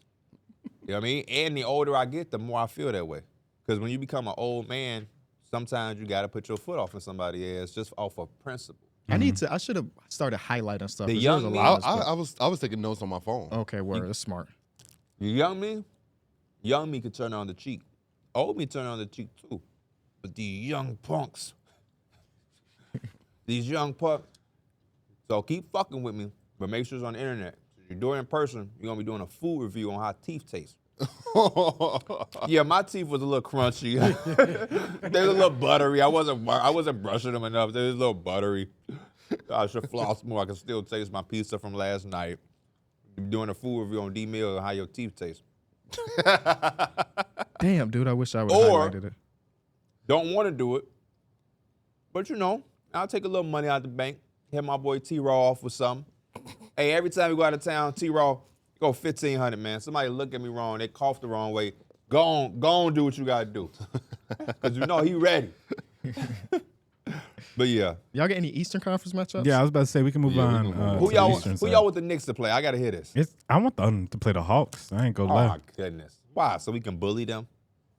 I don't know. Give They win one game and Milwaukee. Trae Young shoot dice, and now we just I Milwaukee don't know. I think Milwaukee would be a good dream matchup for them. Them in versus Giannis. I just think that would be a fun matchup. Jalen Brunson and Dame. That would be a good heavyweight battle. Can I make somebody healthy? Go ahead. Mitchell Orlando Robinson. Magic? I had Orlando Oh Magic. yeah, Orlando Magic yeah. versus Orlando Magic Yeah, it got to be Orlando Magic. against the Knicks, right? Yeah. No, that would be. I honestly feel like Orlando fully healthy matches up with a lot of these teams very well. I mean, Especially if Jalen Suggs is going to be the same offensive player when they get back. He been going crazy. He be going crazy. yeah. I be looking like, what the hell? The hell got into you? And I love the fact that they are staying afloat with their injuries. They are Shout out to finding a Cole way Anthony. to just stay in games and win. And I just think that's beautiful. They are still 19-14. They could have easily went on a big skid. And it would have been like, damn, they missing Paulo and Franz. That's understandable. Because this happened, last year when they lost Paulo? And Who they he went on play that for? skid? I hate to interrupt you. Who he play for? You ready? Who? I'm Oh. about to play the game. You right. Let me know if you're ready. I'm ready. Javon Carter, who he play for? The Chicago Bulls. Quentin Jackson, who he play for? Oh, you went too Am I far. saying his name right? Yeah. Detroit Pistons. It wasn't even Okay. for you, but you got Trap- in and still was wrong. Trevelin Queen, who he play for? No. Y'all not locked into the NBA like y'all think y'all are. I made the game just to ask him, but I didn't want to ask him too quick after because they would've Trevelin put Queen's been really good for the For the Orlando fucking Magic, Magic. for like 2 weeks now. There's no way you watched or paid any, even if you didn't watch. That big comeback against Miami, Trevelin Queen played the whole fourth quarter. He had There's like no 8 way. points I in the watched fourth. that fourth. No, I watched there's that no way. game. There's no way. He had like 2 huge shots There's in the no game. way. Derek, there's comments because they be thinking I be getting on Derek. Hey, y'all speak. Talk to him. Tell him there's no way he can say he watched that and not know who Trevelin There's Queen no way played you for. watched that fourth quarter and didn't see him have his game. He had 2 great defensive stops. He had 8 points in the fourth quarter, 2 big threes. Like, he was huge in that comeback. I think certain players I probably just don't even recognize on the court. So you can watch a game and see somebody make a big play and not want to know who did that. You don't know if it's Jalen Suggs. You watch without sound? No. Because they definitely were screaming.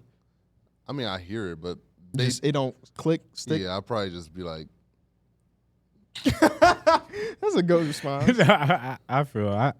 So, okay, what feel does a up to player these do to get stuck in your brain? Does Seeing he them- have to seeing do it them- for a month? No, Like- just seeing them on a regular basis, probably. So 2 'Cause, weeks like, of when- basketball is not a regular No, basis? because when y'all kept bringing up Trey Alexander, I was like, Is who that was the who? dude? Yeah, he don't play. he don't even begin. I looked him up and I was like, he begin DMPs. Yeah. I'm not gonna catch him all the time. So, Traveling Queen on the other but hand. I know he played for the Denver Nuggets. Now Fine, you do. but now we're talking about somebody who is not in the same position. Yeah, no, but that's So if a dude came out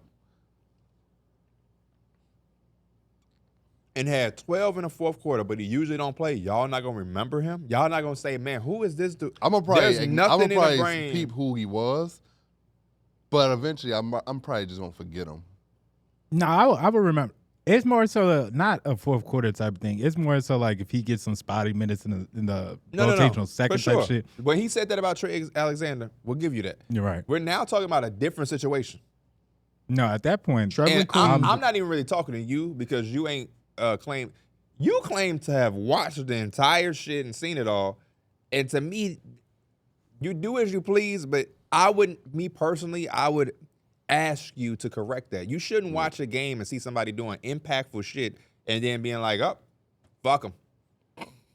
This is our job. If I see somebody doing some shit, I gotta say, hey, if I don't know, hey, who the fuck is that dude? He killing. Since the Franz injury, 17 minutes, 34 minutes, 36 minutes, 26 minutes. So he's been playing like real basketball now. And that his biggest game is against that Boston Celtics game when there was no Jason Tatum. I don't think Jason Tatum played this game, and the Orlando Magic went to Boston and won that one. He had 17 in that one.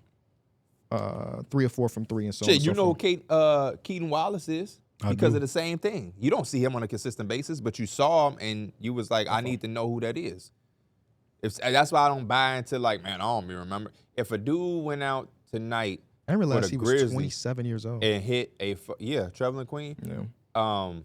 and hit a game winner, there's no way you come in here like, man, yeah, what's his name? That's like, you feel me? Like, I want to know why he even in the game. Something he got to be doing. Like, what's going on? And now, y'all also should be a little bit more prepared because you know that who he play for coming. So even if a player ain't do shit, if you so happen to be watching a blowout, I'm gonna peek a little harder because I know KB finna come with who he play for. Let me make sure. Okay, cool. I should remember him. Y'all, Traveling Queen, he got the tattoos and shit. Yeah. Looking like he look like how A Bugs make his dude look. Traveling Queen look like A Bugs of 2K25. So okay, I'm gonna remember him. That's A Bugs. Give him a nickname and shit. He like Traveling Queen. And you be like, A Bugs. He play for the Magic. Hey, no, you know what? Something I heard yesterday that made me laugh. There was some, you know how we used to talk about momentum. They said momentum looked like Sam Morril. And I just was like, bro. If he do, that's wild.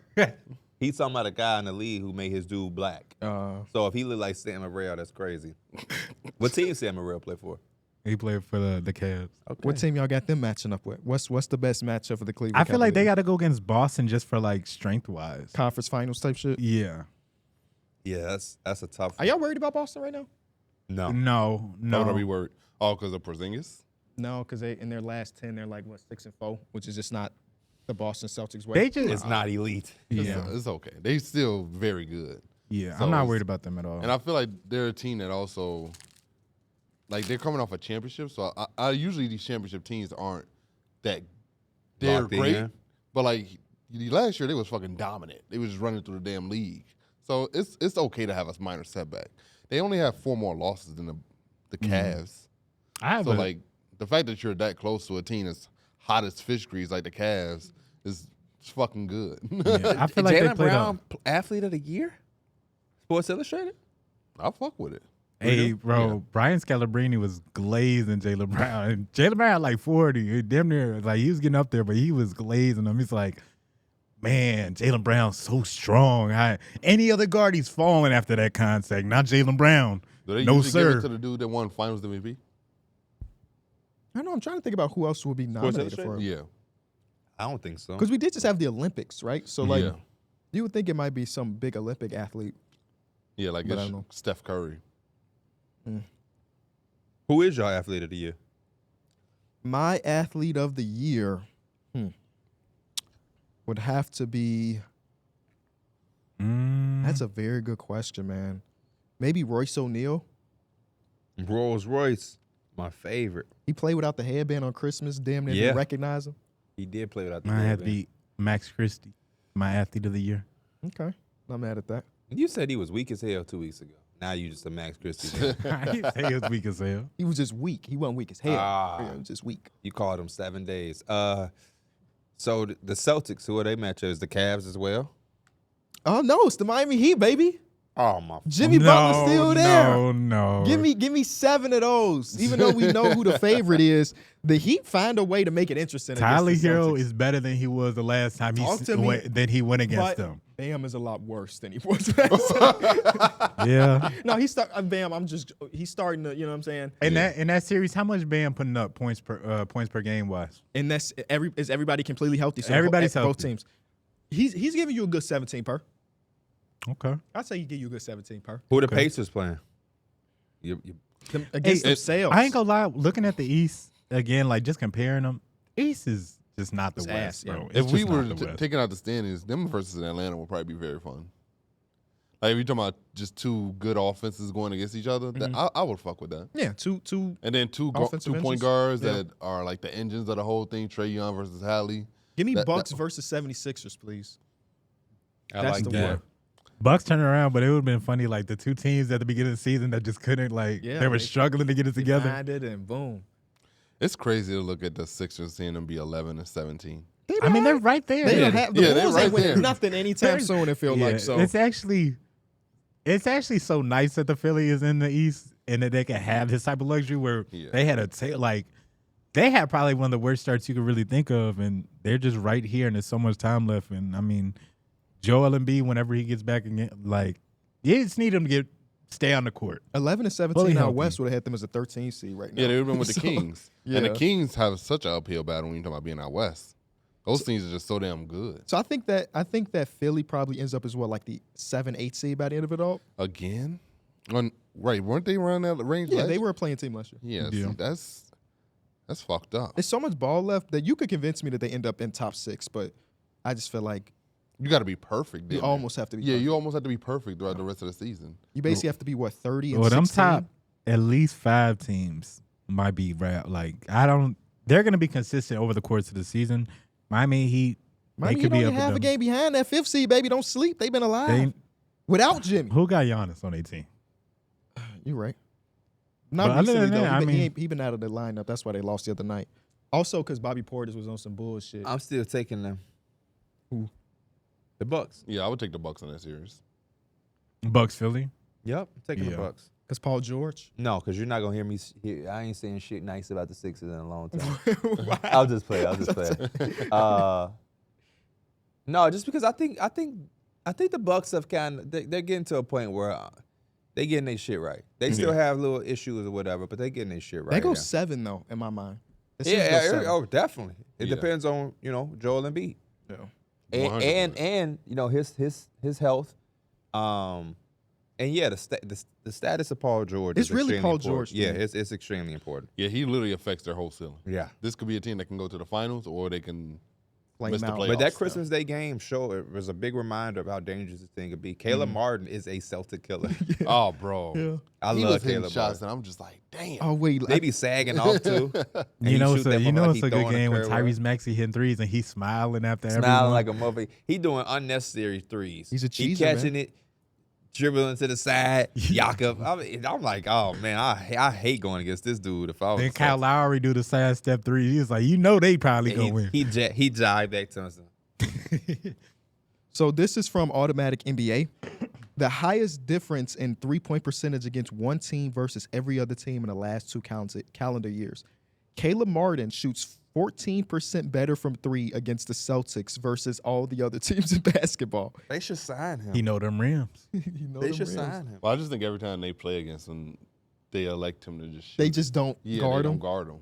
Because like they did it last year versus the Heat when they were playing in that one game that they stole in the playoffs. The rest of these numbers are pretty interesting. Steph Curry shoots 13% better against OKC versus every other team. He shoots 53% from three against OKC. Damn. That's ridiculous. This is all time. This is last 2 years. All last 2 years. That's crazy. Jalen Green, 13% better against Sacramento for whatever reason. Malcolm Brogdon versus Philadelphia is 12%. I can understand the Jalen Green one a little bit. How Run the these- pick and roll. Can you do that? Can you like do the opposite of it? Like who's the I worst? didn't make this list. Shout out to Oh, it was a list. I thought you were Automatic. looking like actual. Who shoots the graph. best against the Bulls? Couldn't tell you. Oh, it doesn't go. No, it's just a single graph that Automatic NBA put together. But you do get PJ Washington versus OKC on here, which makes sense because he was fucking firing off in that playoff series. Yeah, But yeah, I just thought that was interesting. 14% better versus the Boston Celtics. Kyron said he need that site for next time he trying to put this parlay together. No, facts. That's exactly what he be saying. That's exactly what he be saying, man. Okay. Detroit, first year in the playoffs, maybe. Hypothetically speaking, I wouldn't mind them playing against a Pacers team. Oh, for sure. Okay. I mean, I feel like when you put Cade Cunningham and Jaden Ivey against anybody, I think you can steal a game. Cade Cunningham is your 1A. Yeah, you're 1A. No. I'm talking to KB because I seen a clip of his podcast. yeah, we'll see. He your 1A. Because I made this tweet, and this was on Christmas night. Because I was thinking to myself, like, how many young players in basketball does NBA Twitter / NBA fans I voted think is all of them. 1A? So did y'all see this? No. Yeah, So, I okay, saw it. did you vote? Yeah. Well, let's do it again for the people at home. So basically, my question was, I picked a bunch of players under 25 years old, and I asked, do you think this player will eventually end up being a 1A type of player on a deep run playoff team? Not necessarily a championship team, but a team that we look at and say, oh, that team can make it to the conference finals. Yep. That team could win a championship. The first player was Scotty Barnes. Yes or no? No. I said no.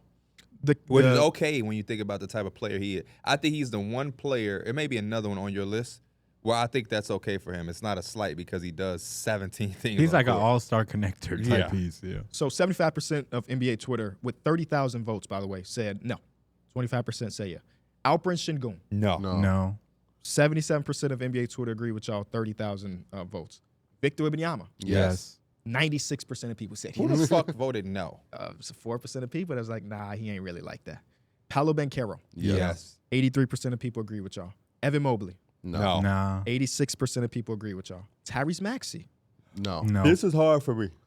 I would say no. I put no, but I thought about this one for a second when I was answering. Because Tyrese Maxey, I mean, he damn near is a 1.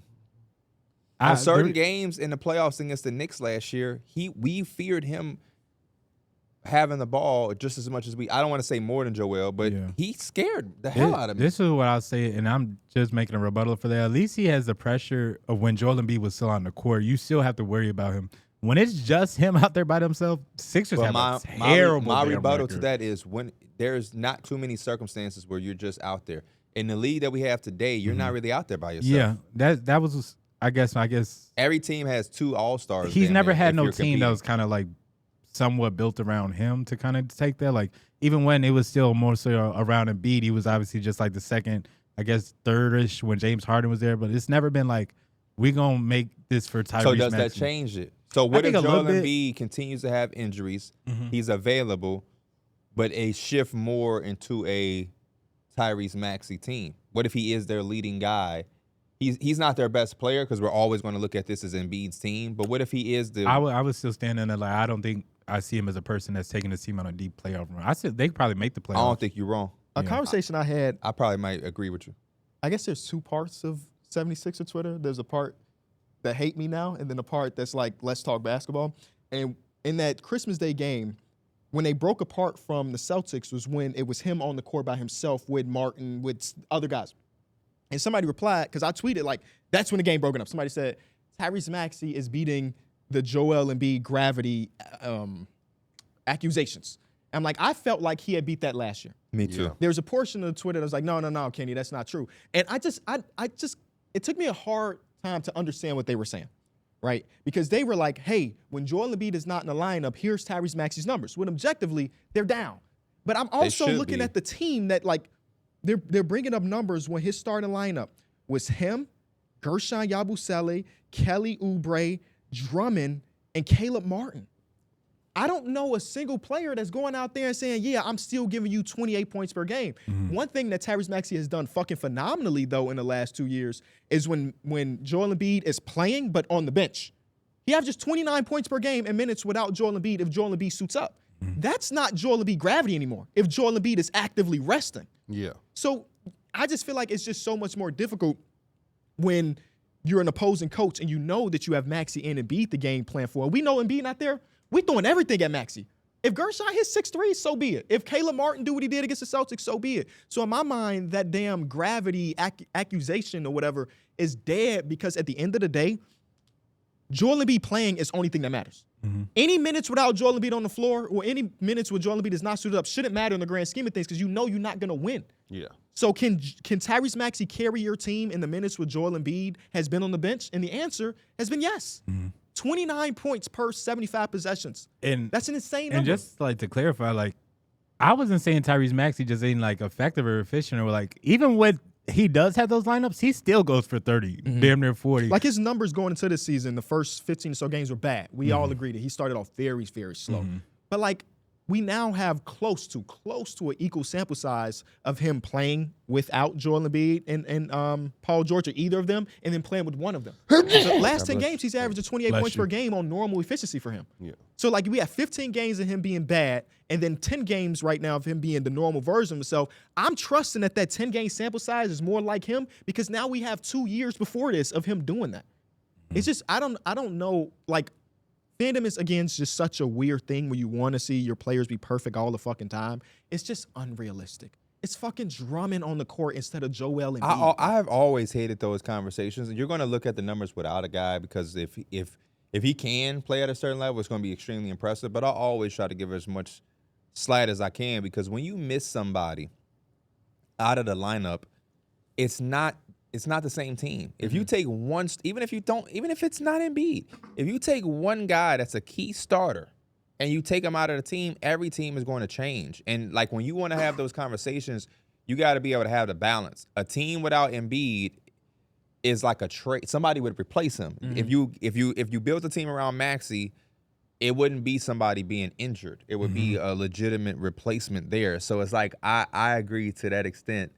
He's just tough because I can see a world.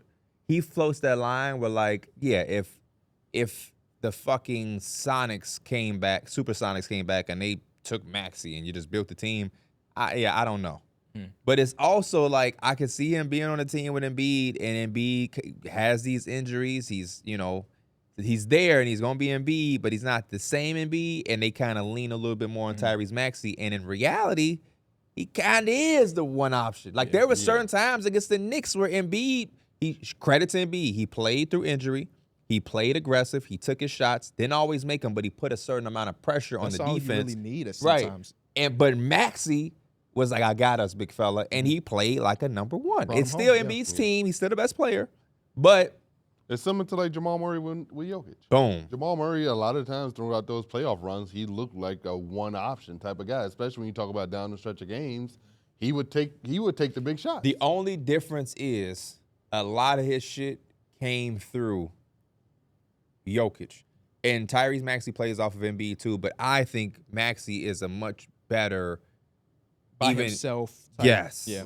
I completely agree with it. And it could be just damn near that speed too. And maybe I'm thinking super in them now because there is also times where Jamal Murray, Bubble Murray and shit was C. Super crazy. I don't want to forget that. I think Jamal Murray, he's really good at just hitting those tough shots. And Tyrese Maxey, you feel like he's the same way. I just feel like Tyrese Maxey gets a little bit more, I feel like cleaner looks, I guess. Maybe because creates more space. He does a little bit. Way better. Yeah. Well, yeah, he's also just like he's you said, he's lightning fast, and quick. he's got the skill set. And his change of speed. When he hits that double step back similar to like Harden, he gets so much. Speaking of Harden, one of the people was like, well, when Harden was here, his numbers didn't drop. He's one of the fucking greatest players of all time. I'm confused. What is the argument? The argument, and this is from, again, just a small portion of 76er Twitter, is that Tyrese Maxey is only as good as Joel Embiid's gravity allows him to be. Oh, That that's is the just not- original argument. Yeah, I don't. Which, see of where that course, comes we from. recognize that Joel Embiid makes the game so much easier for Oh, him. for sure. He But demands a Tyrese double Maxey has held his own when Joel Embiid has been to the bench, was basically my argument, with statistical proof to show. We've also seen Joel Embiid's best basketball be with Tyrese Maxey as well. It's a marriage. Can't have it one side. He benefits off Maxey, and Maxey benefits off him. That's why a basketball fan like me don't really want to see them not together. Yeah. We're just having a conversation, but in reality, I don't give a fuck if Maxey is your 1A, 1B, whatever. Keep him with Embiid because the way he's able to shoot the basketball with or without it, his speed, I just love the combination together. But, yeah, I think that's unfair to Tyrese Maxey. He's an all-star. Any guy that's losing an MVP candidate and get nothing in return, their numbers are going to drop. Anybody. If Jokic sprained his ankle today, Jamal Murray is not about to have. Unless. I mean, he's already been kind of shit this year. Unless. He's starting to turn it up a little bit. Unless- a little bit better. Unless you're Kobe Bean Bryant. Shaq went to Miami, he said, bet. You got to be a top 10 player of all Bet. time. Shaq, go. Matter of fact, I wanted you in Miami. Yeah, get the fuck on. Watch this. All right, player number 7 was Tyrese Haliburton. No. No. No. And this is not because of now. I would have said this last year. He did it last year. He did what last year? Deep playoff run is the one guy. Yeah, Pascal Siakam. But he was the best player on the team. Pascal Siakam was not the 1A on that team. From a score mentality, to me, he is. Pascal was killing them. That don't mean that Pascal was shit. When you look He at that does. team and the way they But were you running their talking about game, He carried the Bucks series. He kind He of carried the Bucks series. he There was carried it. Yeah. There was time, bro. No, He there didn't was carry times it? where if Yeah, he he didn't did. play how no, he no, was, no, they no, would have no, been no. down. Again, I'm not saying that Pascal Siakam wasn't good or he wasn't great, but the best player on that team during that run is Tyrese Haliburton. No, it wasn't. It was Siakam. Throughout certain stretches, I think it was Siakam as well. There were a lot, Kentrell, a lot of, again, I hate doing this because Tyrese Haliburton is a really good dude. I would never refute. He had shitters in that playoffs, for sure. But I'm not even saying that. All I'm trying to say is I want to find a way to say it without. Just be real. Be real. I mean, I think he would appreciate realness. It's And not I'm like he'd be also doing watching this to the the shit anyway. Pacers, right? Yeah. But on some real shit. And again, I'm being unbiased because they beat my Knicks. That's fine. Hey man, they got what the fuck they got. A lot more than his ass. Okay, so when look. you say 1A, we thinking of consistently throughout the play. You're allowed to have a shitter or two. It happens. It's a Right. part of the game. EJ just shot 2 of 17 yesterday. You're allowed to have it. Curry does it. But the success, though it's not saying that he's not a part of it, there was a lot of success in the playoffs in there. When I looked at the team, and it wasn't always directed from him. Siakam carried them in that Bucks series. He fucking carried them. He carried them. So my question to you then, The second series was against who? the Knicks. And that was Nembhard. Nembhard fucking made that shot, and it was not Haliburton. Haliburton had a couple 30 pieces. He in there. did, but that shot is what did it. But again, And- that and shot is not Miles the Turner- series, though. Huh? That shot not the series. You take away that shot, KB, and we win the series. I mean, y'all got to get a fucking rebound before that. Whatever you want to slice it up, if you take that shot But if away. you take away the 30, then that shot doesn't matter. You know what I'm saying? Well, if you take away Pascal Siakam's carrying in the first So we're round, going then to that first so round. my question. Boston Celtics won the championship last year. Yes, they did. Jason Tatum is 1A. Yeah. Is that based on his track record of being 1A, or are we talking about that playoff run? Because No. in that playoff run, because Jaylen Brown won Conference Finals MVP. He did. He won NBA Finals MVP. He did. But nobody here would say that run, it was a Jaylen Brown run. That was Tatum was 1A. Here's the difference. Jaylen Brown is much more closer as far as a score to Jason Tatum than the fucking Pacers shit is. That's my point with Tyrese Haliburton. I'm thinking he's the engine to their team without a doubt. But Pascal Siakam and a lot of the playoffs was their guy to go get us a bucket. He's the engine that's keeping the shit going, almost like Steve Nash. Steve Nash was the engine of a lot of teams, but it's Steve. He always was 1A to me. Yeah. Always. But he's 100%. never. He's not like he's one. But that doesn't make him any less important. Like, I don't think you have to be the guy to score the Yeah, I most don't think points we're to be saying 1A. that he's not important. No, Yeah, but I'm not saying he's important. what I'm saying is, we would agree that even though they never went on a huge run for a championship, we all agree that Steve Nash was the best player on those teams. I think you could be Even if he wasn't, he was the third leading scorer on a lot of those years. Yeah. I think that in that run, we can agree Pascal Siakam was fucking phenomenal. So much so that when he got that bag, nobody batted a fucking eye. Yeah, He was and that good for them. especially the Bucks series. I'm emphasizing that. But also, I think we can recognize that in that entire team last year, in that run, Tyrese Haliburton was the best player on the team. You talk about an engine. No car fucking moves without an engine. No, for sure. But also, no car is going to go where you want it to without a fucking steering wheel. Yeah, y'all ass killing it right now with the analogy. I'm just being a fact. I was thinking you was going to go wheels, but it's steering wheel I can works give too. you or the wheels, but I could give you a car with an engine, but it would be useless if you can't It would direct just go. It would just go It would straight. just fucking go straight into a fucking wall and it will burn down. There are cars that can go without an engine. Yeah. For sure. Electronic For cars. sure, but you get what I'm saying. we all, Yeah. you have a Tesla, I but you don't used to. drive. I But all sold of the it. cars in the lot right now, we have engines. All in. four So, of them. Happy Saturday. So the thing that I'm trying to say is like, I love Steve Nash's, I love Jason Kidd, I love Tyrese Haliburton, but I think those 1As can get you really far, and they have. You're going to need a certain person that's going to have to, deliver in a certain type of way. That's why Jason Tatum is a little different, and Jaylen Brown, because they're scoring first.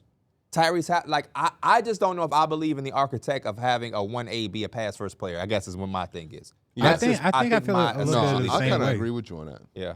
Unless Yeah. you like LeBron. Which is an anomaly in the 'Cause history of I- basketball because he's also the leading scorer of all Yeah, time, like but he's a pass first guy. They talking about beginning of his career. They was daring him to shoot. Right. Now he just top 7 all time in 3-point make. Even like, yeah, like who is a What a pass bad stat, by the who's way. a pass first player who would carry the team to or like took a team to a championship and won it? Does it exist? He had Karl Malone. Yeah. That's the best player on the team. Was Karl Carmelone's the Malone. best player on the team. Yeah. Steve Nash never made we it to were the finals. just talking about this in the and I'm a big Discord. Steve, and I love 7 seconds or less. We were just talking about this in the Discord about because we asked somebody like, what's your best asset or value on Oh the my court? fuck. He I don't talking want about to talk about he this. talking about some playmaking. Get past and- this, bro. Get past. I don't want to talk about that shit. That's crazy good stuff. Who makes a pass first play on a fucking virtual game? Anyway, Jason Kidd went to the finals with the Nets a couple times. But in my top of my mind, I don't remember in my thinking that I can go. But also, we're not talking finals. Like I just said, deep playoff run. So that could be conference finals. That could be finals. I'm just somebody that can be the best player on a deep playoff. Was there more other? There's a lot of players here. I was gonna say. if I'm saying no to Scotty, Tyrese. I'm saying no to Tyrese. Okay. Good argument though. Good argument. But I just feel like you're gonna need a Pascal. Your 2A gonna have to be a damn good scorer.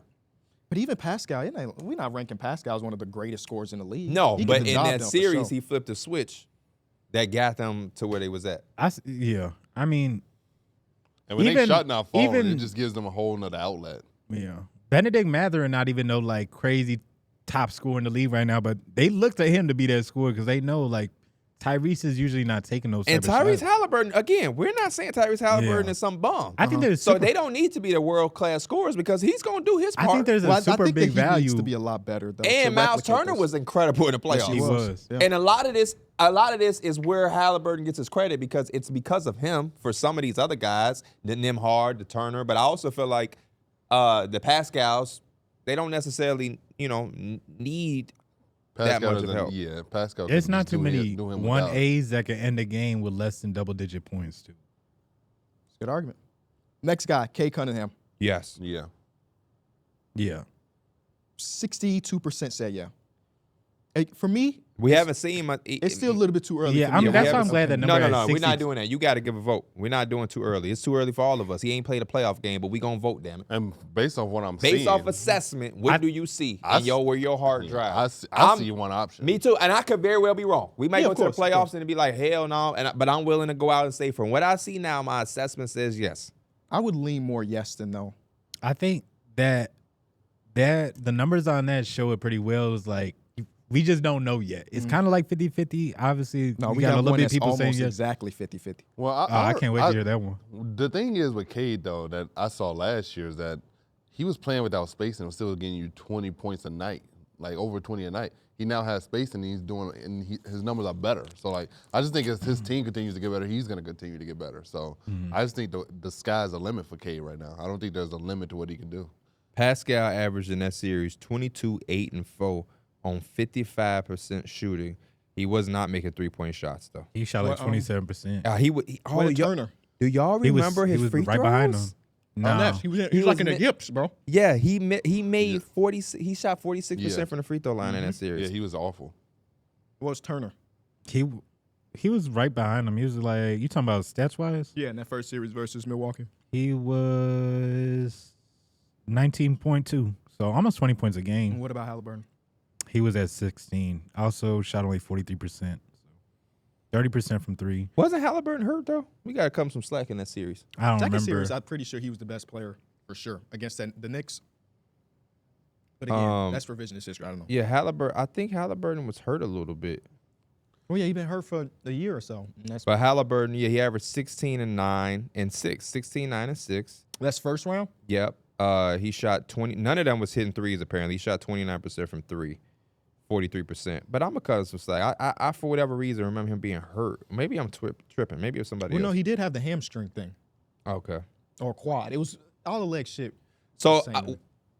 yeah, what I'm gonna do y'all is got the second series, the Knicks series. I'm gonna dial back. Yeah, 'Cause I feel like that's when he had his best series. I don't it have the numbers is. to prove It that. is. He averaged 21, 7, and 4.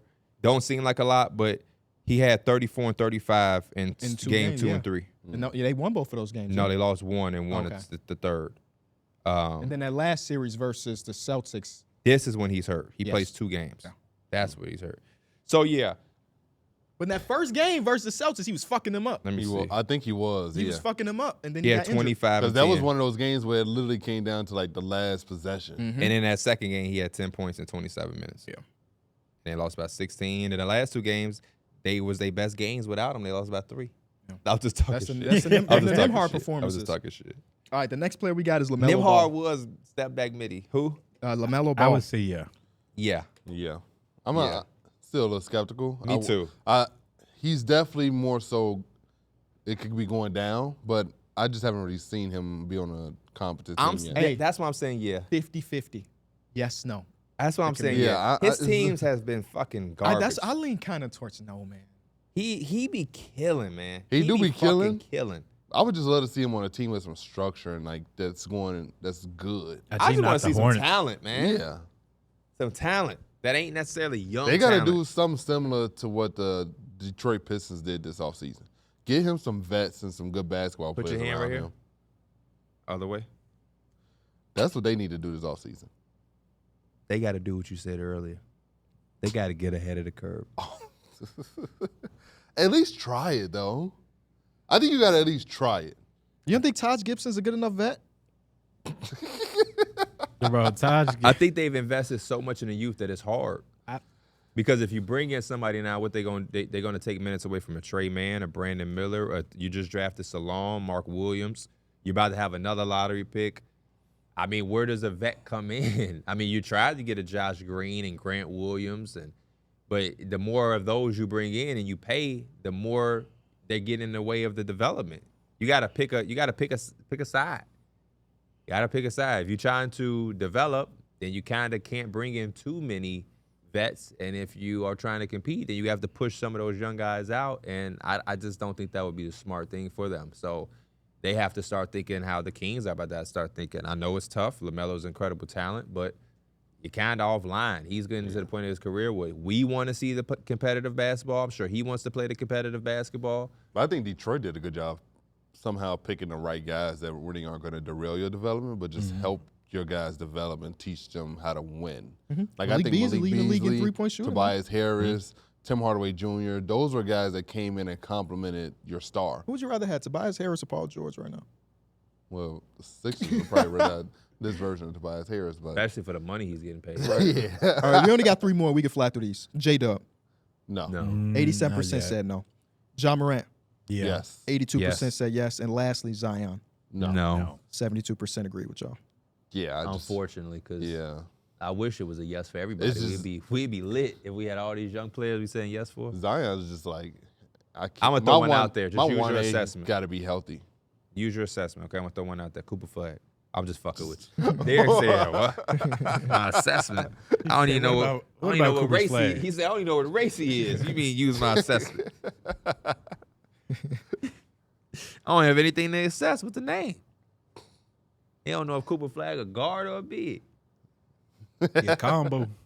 6'9" combo. Ben Simmons? Is the AJ Debonska guy? Is he really that dude? I think so. Okay. I just hate. I haven't seen a hyping- single second of him. I just but hate hyping kids up so much, but I think he is. Personally, I hope so. he would be my number 1 pick if he was in this class. Damn.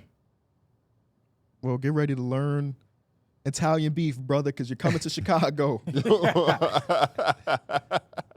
I like that 1A conversation we had. Yeah. I think it also. I think the reason I asked that before you go is because I would say no for majority of the people that was on this list. And it got me thinking, are we like in this? Because objectively, somebody that we said no to will do it. Because we don't know the fucking future. All these dudes are under 25 years old. Who Yep. knows? Nobody, when That's Shea why was it's fun. 21, thought that Shea could be a 1A. Not a lot of people doing it. That's why the NBA. That's why sometimes the talk don't get fun because everybody's so scared to be wrong about something. But it's like Y'all think De'Aaron Fox can do it? that's the ones I like. So to what KB was about to say or was saying, Because I think there's some more around the league that we could talk about. We talked about the really young ones, but there's some guys that's a little bit older, around the 27, 28 range, like him. That I think maybe he's the real still only conversation. 26. I think he's still young. here's the thing that popped in my brain when KB was saying, we don't know what's going to happen. There's this guy who we looked at as that at one point in time for a small amount of time, and then he eventually became a number 2. I think you have those out there too. Talking about Kyrie? No, I'm talking. Well, he can be that, but Paul George. Okay. When Paul George with the Pacers going toe-to-toe with LeBron, we all thought he was a 1A certified. But It was it- stamped. Right. Okay. I feel you. And then, so I Because again, he think, did make to conference finals as the one at 1A at 24, 25? yeah. And he was doing his shit. And they were the best team in the league He a just year didn't do after it that. long enough for it to be like, that's who he is in the play. So it's like some of these guys also can have that, where it's like they show us a little 3-year run, and then, a team. was he 1A on that OKC team where he was top 3 in MVP? I would say. I would say Because Russ was still in that. He was I'ma still go jamming Russ. out and I'ma rocking go out Russ. over there. I think Paul George's was, he was a go-to scorer. at man, he least. was so great in complimenting Russ for that 1 year. that was still Russ's team. Yeah, I would say Yeah, so too. the usage of Russ, the amount of control he had over the basketball, I'm gonna still say Paul George is a 2. But performance-wise, the efficiency, the moments, the game winners, they lean to Paul George. But Russ still has some go in him. So I'm gonna say, fuck, that's a tough one. What about teams like that? Where like I've said this before. I remember I said this one time on another platform, and I didn't go back to the platform because I felt like they was trying to clip out some shit to use it for a certain way.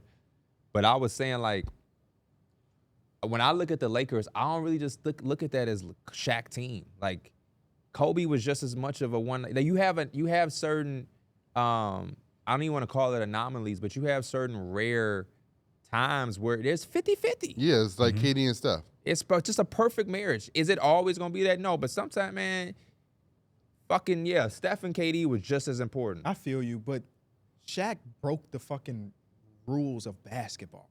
He did, but when For a Shaq ass 5-year got stretch. fouled out in some of those games, like against the Pacers and shit, Kobe was the one saying, we ain't never seen Shaq do that shit without a guard. He always had to have a Dwayne Wade, Somebody Penny has to give him Hardaway, the or damn Kobe. ball. Huh? Somebody has to give him the damn ball. I mean, No, and somebody no, also has if to take that's the case, pressure He off. could have did it with, exactly. He could have did the shit with Derek Fisher then. If somebody could just give him the ball. That's Somebody my has to take point. the pressure off. He needed somebody that could do something more than just give him the ball. But Kobe also needed people to take the pressure. I mean, that's just basketball, right? Jokic needs Jamal Murray to take the pressure off. Yeah, Joel but Embiid needs Tyrese Maxey to keep the pressure Those off. guys are not Kobe Bryant. That's what I'm saying. But I'm also, yes, I agree with that. But the point still stands. What's the point? That Kobe and Shaq coexisted so perfectly, my bad, that they needed each other. You're making my point. That's what I was saying. But I still looked at that first three-peat. That is a Shaq team.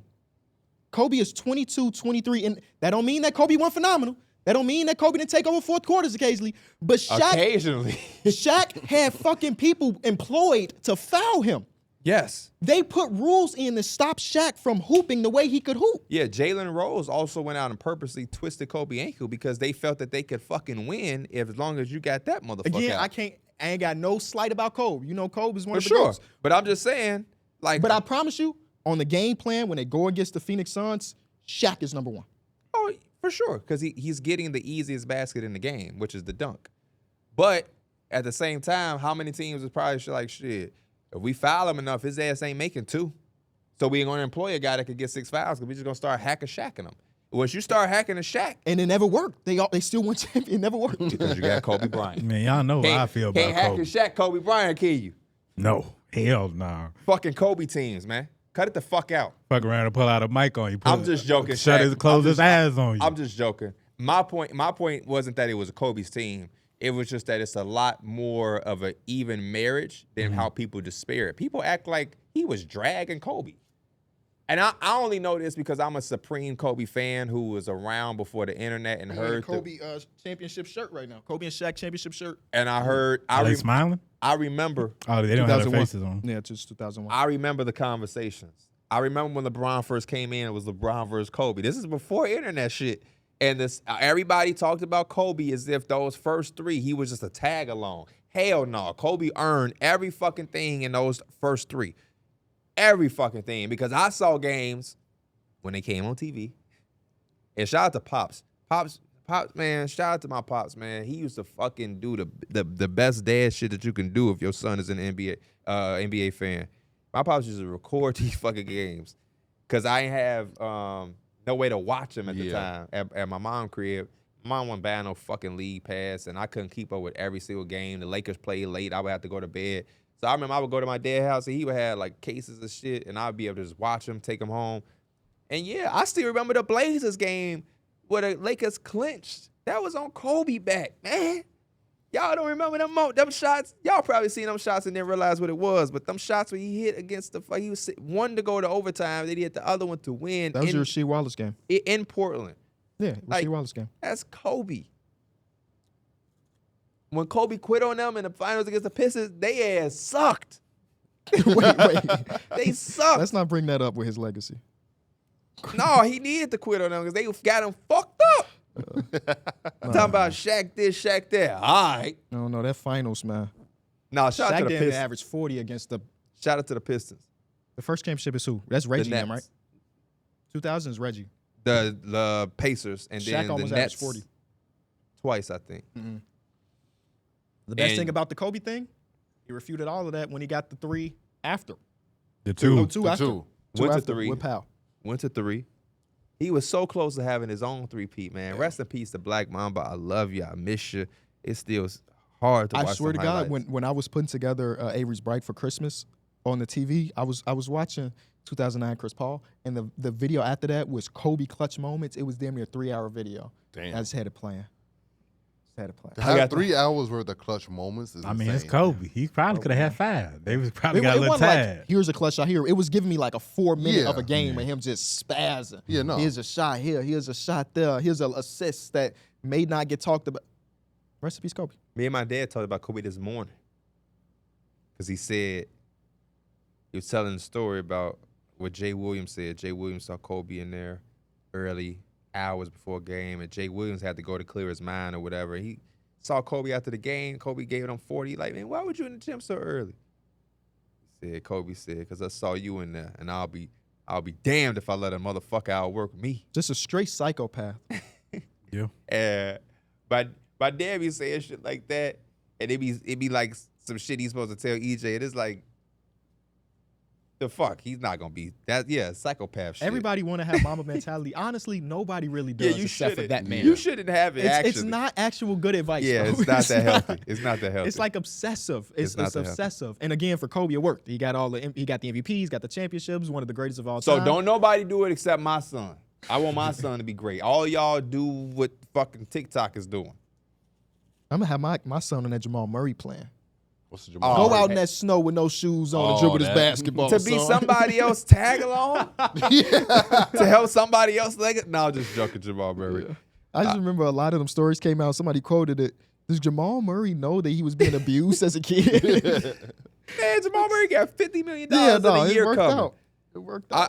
I went viral on Christmas on a tweet that I thought wasn't going to do shit. It's funny when you think you got a viral tweet, it does nothing. And then you just tweet and it just goes Yeah, like off. when I said I'm so done with Embiid.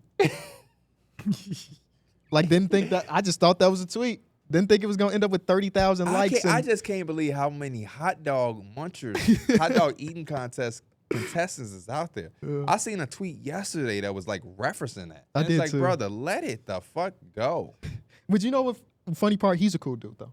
I used to think so. Oh, maybe I haven't I seen don't all think the so tweets. no more. Oh, okay. I ain't saying completely off, but Damn. I've seen him too. I made a tweet about saying like, man, all you blanks that was saying this about KB, man, back to our regular schedule program, because you Awful announcing did some tweet about you, Right. and I was like, But yeah. it was about us. My face was the thumbnail, but it was our show. And I said, hey, back to the regular schedule program. Like, that shit happened. We back to our lives with a reality where king of the fourth quarter is the GOAT, and ha, but let's get back. And I use a couple bleeps because the people who was acting a certain way, they are those bleeps to me. And he commented on to, I hope you're talking about, who you think I'm talking about? You think I'm talking about, what you think I'm talking about? Now, when you do shit like that, it's like you screaming for attention. When I'm saying something, you know who I'm talking about. If you feel that it is you, then accept that. But if you feel it ain't you, because I've done certain things that people be like, man, I hate when blah, blah, blah. Well, you ain't talking to me because I didn't do that, right? If you come in here and you say, man, I hate deadbeat fathers.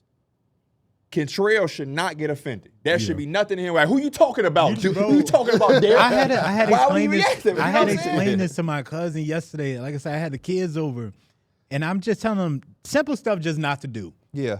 Don't be eating. Don't run with scissors. Don't have all this food on the couch because kids, y'all messy eater. Don't eat on the couch. Man, I wasn't gonna eat on the couch. I wasn't gonna do it. I'm like, you know, if you guilty, you sound guilty right now. If it don't Just apply, like, then just relax. yeah. Ari did the same thing. Like Penny messed with a gift and it failed. And she would know that, Mama, Penny made the gift fall. I did not look inside it. I don't know what's in there. I promise you I don't know that. And they're like, man, I'm starting to feel like you know exactly what's in there. She's like, it ain't even for you. So, number one, but you making yourself sound real guilty. Oh man, that's And that's like the hilarious. same thing there. It's like if I make a tweet about a group of people acting a certain way, if it ain't you, then what are you know what I'm saying? That would just be weird if you came here saying, I hate deadbeat files and KB just getting his feelings. The hell, he just in here. Who the f you talking to? What? Talking about, you know what they say, if the shoe fits. Then wear Then it. I wear hate it. that saying. I hate it so much, but it's true. It's It's definitely true. true. You know what I'm saying? What a time. What a time. So how far you you ain't started the book yet, Mike? I have not started. I don't think he will. Seriously? Why not? No, I'm just talking. I was gonna say I'm actually excited to start the book.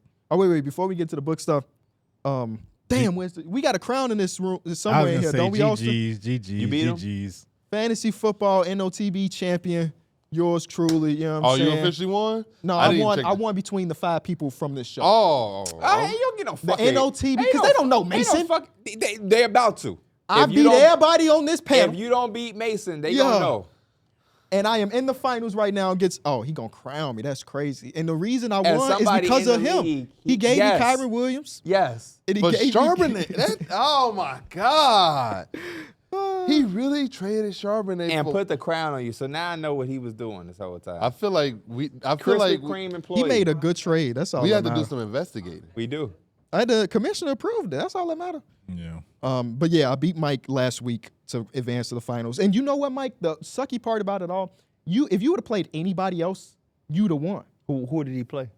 I He should have played me. played. Oh, I put up Oh, 160. He put up 130. Did the Lamar Jackson thing come to bite him? Lamar? No, No. No. Baker Baker scored 4 Mayfield more had points. a couple more points.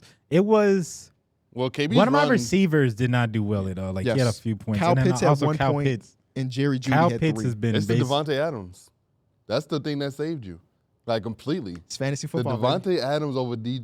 Hey, no joke. Oh, You would be man. in the finals if Smalls played Devontae Adams week 1 or the Yeah. playoffs. Yeah, That's crazy to think about. And it also killed me because I was this close, and I seen y'all in the chat talking about, man, second place can get a little bit of money too. So I was like, damn. Hey, I'll let Mason decide because I would be completely okay if first place got all the cash. Yeah. It should. But Mason said he want to split it. I'm cool Oh, with that okay. too. Okay.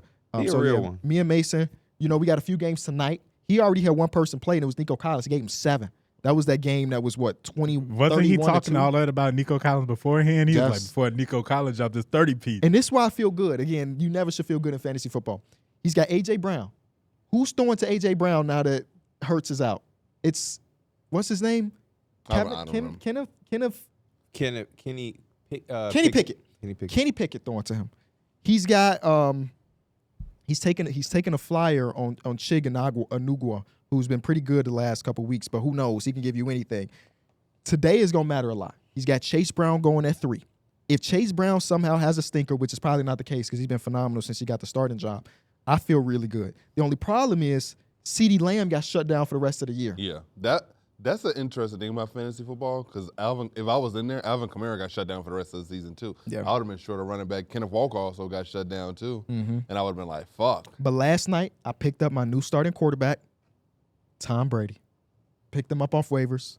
Can't wait to see what he could give me in this final.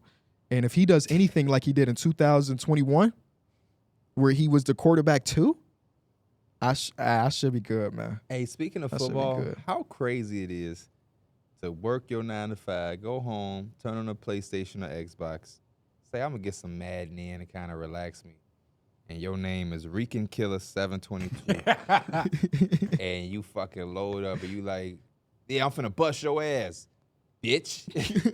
And it's like, hey, Bronny, hear me in the headset. I want to hear what he said. Who you talking to, man? He's like, it's Bron. He really played Bron and got his ass almost 30-piece. Bro, it's the fact that Austin Reeves said that was Connect, Dalton Connect Just one saying of the like white boys.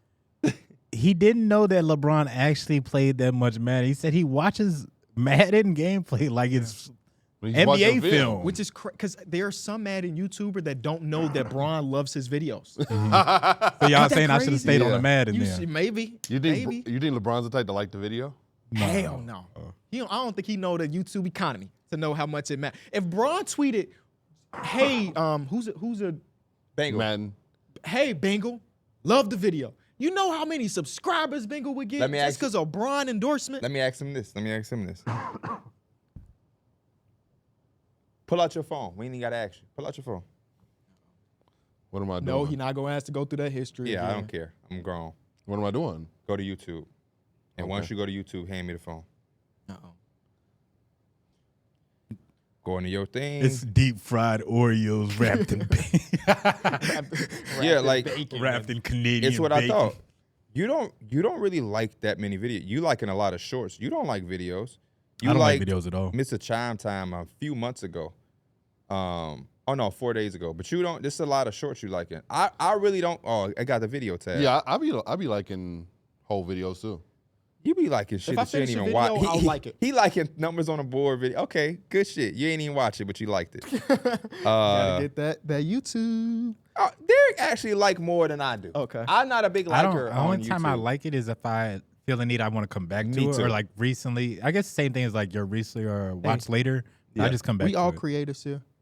Leave that like, man. I try to leave it like as much as I can, but the problem is when I'm consuming content, I'm at a In bed, position where where I can't like it. Yeah. Yeah, I if feel I'm that. watching it on my phone, I like it. If I'm watching it on a TV, I probably won't Okay. like Boom. it. I don't even know if I've never even I think you done that. can. You can't like it on Yeah, TV. You it's can even definitely- read You the gotta comments. work. You gotta work. Yeah. for You gotta it. work You gotta work for for it. it. Okay. But yeah, and on some real shit, I ain't just saying this because you just said that. But if it's somebody who I really think need the shit, I not only like, but I comment on a lot of Oh, yeah, people's for shit. sure. Yeah, I don't go comment often.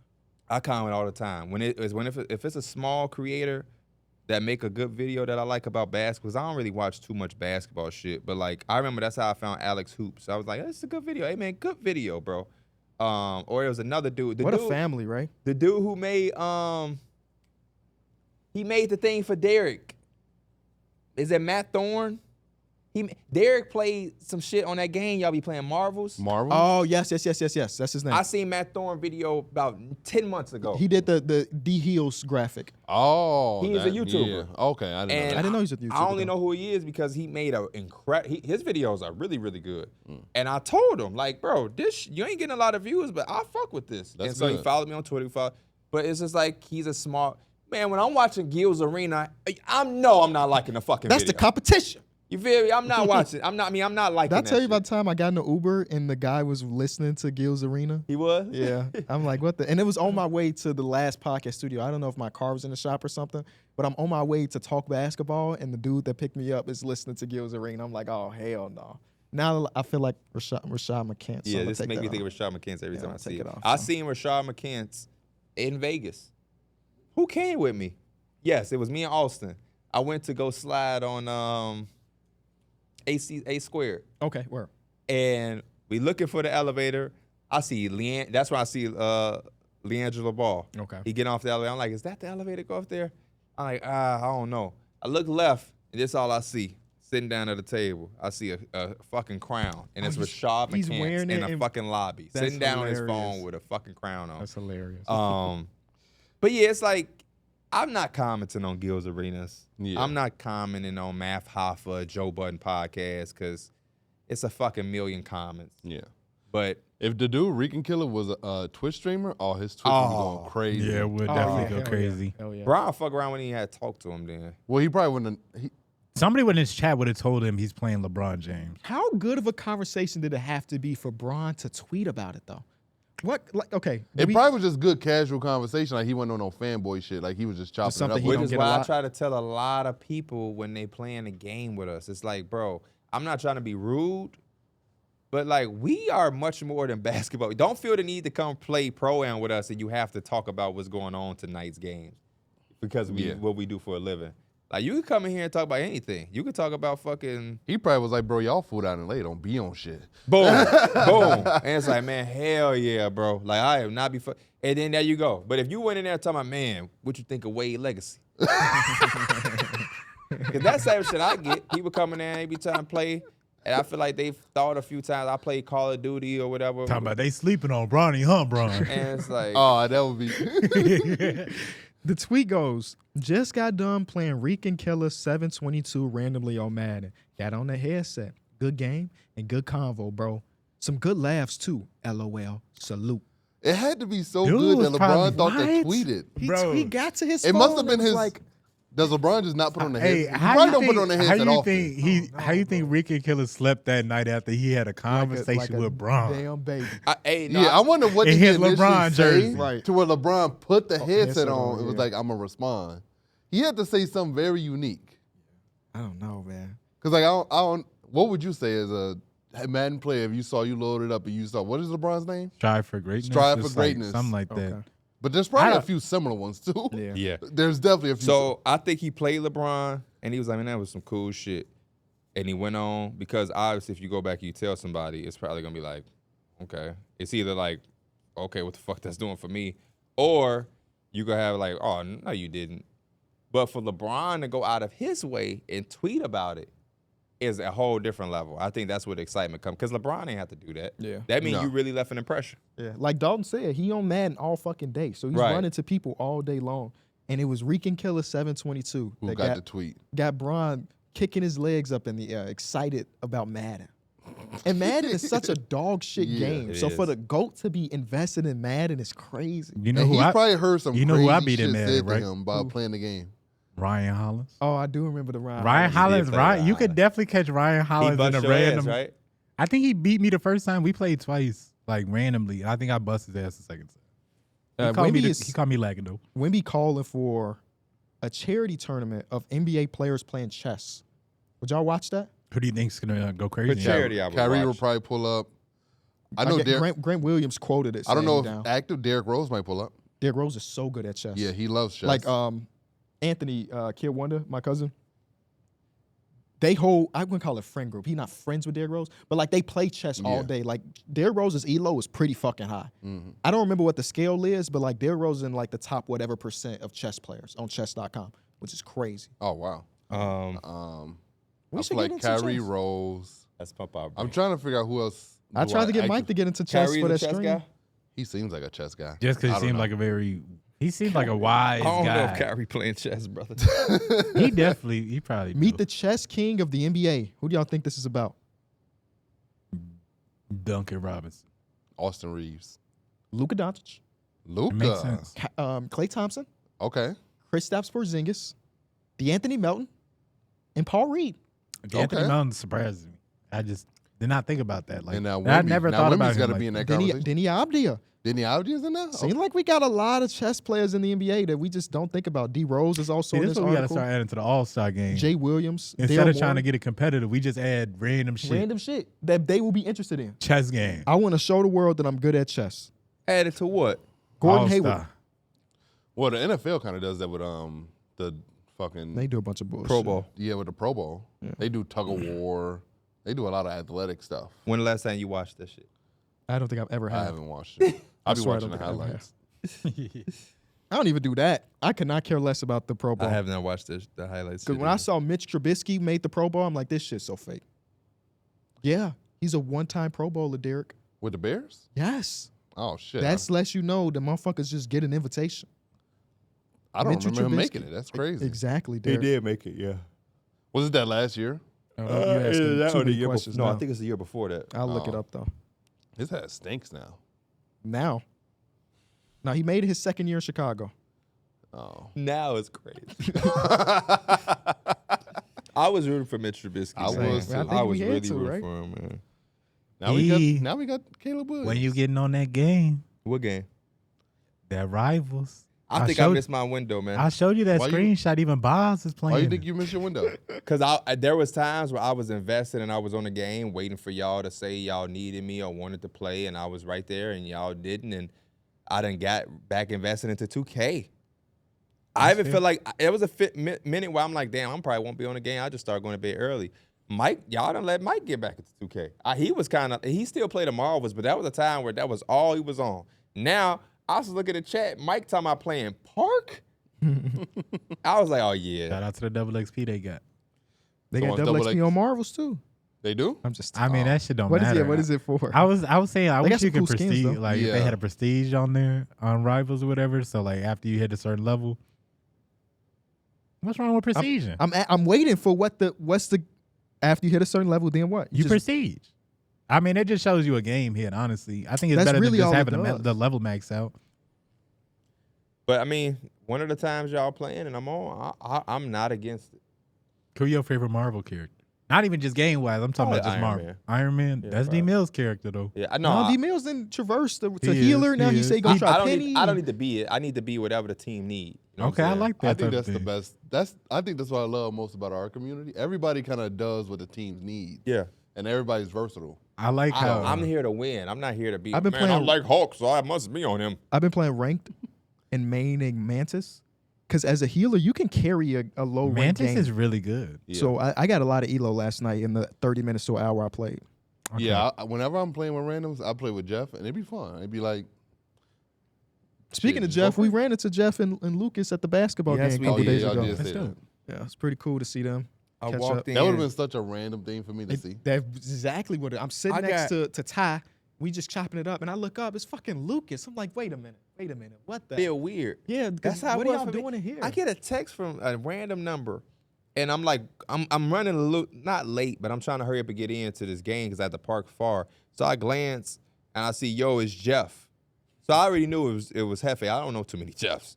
So I'm like, all right, bet I'm gonna check him out, see what he got going on when I get in here. Nothing ever dawned on me that he was here. Yeah. But I'm like, I wonder what he want, but I'll get to that later. I'm running in, I'm paying, trying to figure out what gym they in. And as I'm paying, I look up, I see Lucas. And that's why I had the same reaction as Kate. What the fuck? I'm like, oh, did I see Jeff right next to him? I'm like, oh, his motherfucker texted me that he was here. So I'm like, hey. And Lucas was getting stopped for a picture. When I seen him, I'm like, hey. My dad saw him was like, love your videos, He man. did. That's funny, bro. But it I was, was like, it was funny because Lucas had asked me like, so is Pierre's brother really good? Oh yeah, he good. And the EJ had 27 of them things. Hey, and that's like, yeah, decent. that was a good impression to have, man. because if they came yesterday, he was like, yeah, yesterday one. you shooting that motherfucker for sure. Yeah, it wasn't the greatest. He hit a shot one time. He like sized up and shot in somebody's face, and Lucas gonna turn back. He must have learned that from Mike. Oh. Yeah. No, it was good seeing some of the old HOH guys, man. Feel like I ain't seen Hefe in In a a long minute, right? time. Yeah. Yeah, no, it's been a long minute since time. I've But he seen been him doing in great person. stuff, man. has After been. the show, he told us some things about his new gig. We want to tell y'all. Real juicy stuff. Yeah, Got some leaks. No, I'm just joking. I'm just joking. yeah, it's cool. It's always cool to catch up with some people because I always mess with both of them when we all were on the same team. Yeah, for sure. You know, I knew Jeff was a real one when he went back to get that food that you dropped. No, Oh, I yeah. knew he was a real one when he did that, and then later admitted that That it blew him that he had to go back Because out. for and get years that I food. was like, you ain't got to lie, Jeff. It Yeah, blew you you. being a It blew little you. too nice. That time, And when it happened in real time, like, it blew you. He's like, no, it's cool, it's cool, it's cool. I'm like, nah, it blew you. Yeah, and then years later, he was like, it blew me. I'm like, I already know. What did you get for Had to go twirling back out the that bag damn around? rain. It's one thing to make an innocent mistake, but it's raining and you with a plastic bag doing this like No, a 7-year-old a paper girl. bag. I would have been like, yeah, pick it up and eat it. No, I'm just joking. But I'd be like, you on your And own, it was though. 2 steps away Ooh, from that's being when in we the had building. that dig too. Yeah. That's exactly what it is. And you, my girl, she just went to New York too. I told her she got to try to Did she dig. get it? I don't know, but she said it was like one that was like 10-ish minutes away from her hotel, so she definitely They gonna try everywhere. it. If Oh, she she's in still there? Manhattan, Yeah, she left for the weekend. So. Make sure she get that shit. Every time I yeah. go to New York, the last time I went with Flex for the Drake shit, I went and put him on, and he was like, "Yeah, it should have hit." It blew me though because they don't have steak no more. No, That's not what they they don't don't have have it steak. anymore. Or I remember one time you asked, he was like trying to get double protein. He's like, we don't got certain one or whatever. He was like, what? And like that shit real life blew you that they didn't have a meat you. It was want. steak. Yeah, they didn't have steak. They said they don't serve steak no more. I never went for the they meat. don't Hey, serve steak. When D Mills Damn. be hearing some shit about food that he don't like, he go, what did you say? He's like they shut down the restaurant on TGI whatever Friday. street. He said, like, man, what? He said, ain't no Fucking way. TGI Fridays, but I get it though. It's been our whole Yeah, childhood. it just felt crazy to hear Yeah. that TGI But Fridays your reaction gone. was like, what? Which TGI Fridays? Right there, by Walmart. the only one. Oh. Definitely sounded like he had a pet diet or some No, shit last like time I went that. there, I got food poisoning, so fuck them. Damn. But yeah, that was like, I don't know, that was like a child growing up. It That was was a like staple. a staple. Yeah, Yeah. I went there a few times. That was a big staple for sure. Yeah. That was all. That was a place that motherfucker go for a birthday.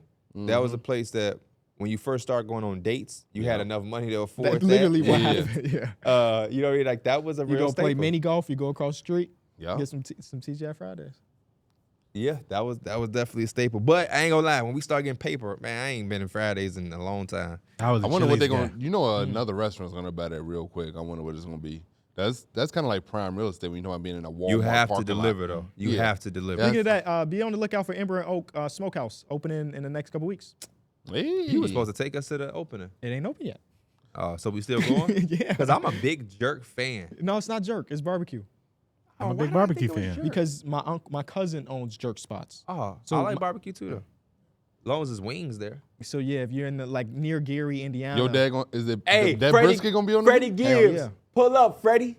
he's still trying to figure out if the brisket is a one-time-a-week item, like a Saturday is brisket day. Because it take time. It takes so much time. Yeah. But he was saying if it sells so well, he might just do it every day. Just keep it on the menu I for think I'm gonna get some soul vibes today, but that Berwyn Chicken Co. Oh, yeah. That bro. shit was good yesterday. I got a hat custom Oh, made with the fuck. logo. Did y'all have a EJ got a game today. I don't. for y'all cook for Christmas? Nah, my mama cooked. Breakfast. We did breakfast. My mama cooked breakfast and dinner. Shout out to my mama. That's the best. I had Had some fucking grits, I had grits bacon. too. Oh, First time I had grits in years. for real? Ooh, I grits. love grits. I man. love me some grits. I love I grits. love good grits. What you I put do on your too. grits? No, Sean made them because she made 2 batches, one that everybody could eat and one for me myself. What you put on your grits? Nothing. Well, a little bit of sugar maybe. That's it. What you put on your grits? a little bit of sugar. What you put in your grits? I like butter, salt, and pepper. pepper. Fuck is wrong Oh with no, y'all? well, butter is a given. Yeah, it is a given. But Surely. I like the combination of grits and eggs, or like a scrambled. Oh, egg. yeah. I see You know that. what's I on see people do yeah. that. Grits and rice. I'm not grits and rice. Rice and eggs. Rice and eggs is also Rice good. and eggs. I Rice had that and the eggs other day, and also I'm good. like, man. Yeah. I don't I do feel it like no I'm a kid more. again. Yeah, but when I was a kid, I Something used about to the do that shit. combination. It's just like a good. I don't know if it's a texture or whatever, but it's a good taste. See, of I it. do the opposite. Well, not the opposite, but I'll take my grits, and I'll take my bacon, and I'll like break it up. Oh, and just put it let on top. and then That's stir a it texture thing, right? Yeah, Get a little, just- little crunch in there. with the little- crunch. Yeah. Yep. Yeah. Okay. Yeah. I haven't think done the I egg think one. eggs and rice just taste good together for some reason. They just it's like a peanut butter and jelly version of like. It's got to savory. be the scrambled too. Like Yes. scrambled Gotta be eggs. scrambled. Yeah. Yeah. I don't know what it is, but especially when they I like fluffy a only little like bit. over medium eggs over like skillets. I don't think I've ever had or a burger. Yeah, or a burger. Yeah. Yeah. Can I tell a story about how I damn near killed myself yesterday? Please do. I was wondering so you about can make that. these 76ers fans happy. I wish you would have. So look, y'all know I'm allergic to tree nuts. So because of that, I have EpiPens, right? EpiPens, y'all give those out. And the other day I went to Whole Foods. I'm like, I really want a peanut butter jelly sandwich. I can't have peanut butter, so I'm gonna get sunflower butter. I get the sunflower How is butter. that? Is that good? It was shit. It sounds like shit. It's bad. It tastes like exactly what it sounds like. Sunflower seeds. But Sunflower have a strong But taste. you know what I did? How you say? A soy butter, actually good. Can you have that? What's the other butter? I can't have almond butter. Oh, okay. Either way, What's that other butter? Because it's still nuts. it's still nuts. I take a spoonful of the sunflower butter to see if I like it. And I'm Okay. messing around with my wife. I'm like, well, maybe if I'm allergic to this, you got to know how to use this EpiPen. And she's like, well, quit playing. I don't know how to use EpiPen. I'm like, show me. Now, for the people at home, when you get an EpiPen, they give you a trainer and they give you a real one. So you can know how to use it. You practice with the trainer, boom, if I ever need it, there's no time done. I give my wife the EpiPen thinking it was a trainer, and it was the real one. Oh. And she like, boy, stop playing. Boom, right in the side of my thigh. I'm like, Boy. hey, bro, please look at that and see if it says trainer. She said no. So I look at the other one, and at the bottom it say trainer. I'm like, no fucking way. I just took a dose of, what is it? It's just basically pure adrenaline. Yeah. That's basically what it is, Oh. to keep your throat from closing if you have an allergic Bro, reaction. when I basically read that you said you accidentally did that, in my head I'm thinking like he had it in his pocket. He felt it. Yeah, I thought he reached into landed it. something and like So accidentally most people, poked himself. when they accidentally give it to him, they do it backwards. They get the needle and they press in their thumb. Oh. And like, fuck, Oh, yeah. So now we panicking. She called 911. And I'm like, I'm laying on the ground because I get really hot. I start to sweat. My heart rate, I keep my Apple Watch. My heart rate, my normal resting heart rate is like 70. It was at 145. It was like you was in running. like 2 minutes of time. Did the police come faster than J. Cole? They got that fast as shit. Okay. But I'm laying on the ground. And I'm panicking, but I'm trying not to have her panic Yeah. because her hormones are all over the place. She's pregnant and everything. So I'm on the ground telling her, I'm good. I am not fucking good, bro. And I'm like, do they have it? I'm asking her, do they have an ETA? Because I think my heart is about to explode right now. Yeah. And she asked, she's like, they'll be there in 3 minutes.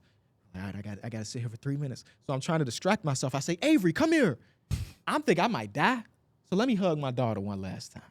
And Avery fucking around, she lay next to me like a kids do. They see daddy without his shirt on laying on the ground. They replicate it. Eventually, the paramedics come in. They hook me up to all the monitors. And by the time they were there, my heart rate had already went down to like 100. Yeah. Mm-hmm. That's a big thing, bro. So they stayed there for like 10, 20 minutes. And he's like, we want you to go in just to make sure. And I was like, do you think I'm going to die? They were like, no. And I was like, I'm going to go to my little cousin's basketball game. I How got you- 3 hours until this basketball game starts. How you react definitely determines how your kid go react. Yes. I remember one time, I don't know why my mom was acting like this. One time she got pulled over and I was in the back seat. She seen the police was coming. She's like, I'm finna go to jail. Like, and she started just acting real emotional. So I was like, nah. Like I started like tearing up and crying because I was like, I don't want my mom to go to jail. She just get like a ticket or something like that. What the hell was she doing? I don't know. She I had don't a know. fifth in the back before it was legal. She's like, I don't know. She started I'm going tripping to just jail. being. It's hilarious. My mom taught me that when I was a very young kid. Of like, she used to say that every time, main thing, don't panic. Main thing, don't panic. She put that in my head so much to the point now. There's been a couple times that my sister has gotten into incidents at school, fighting and got to defend herself. My mama come in there hot, like man, blah, blah, blah. But I'm always so calm that she always tell me like, man, I be needing you to come because your Balance calmness, it out. yeah, it bring it down. I'm like, yeah, it's just you have to stay calm.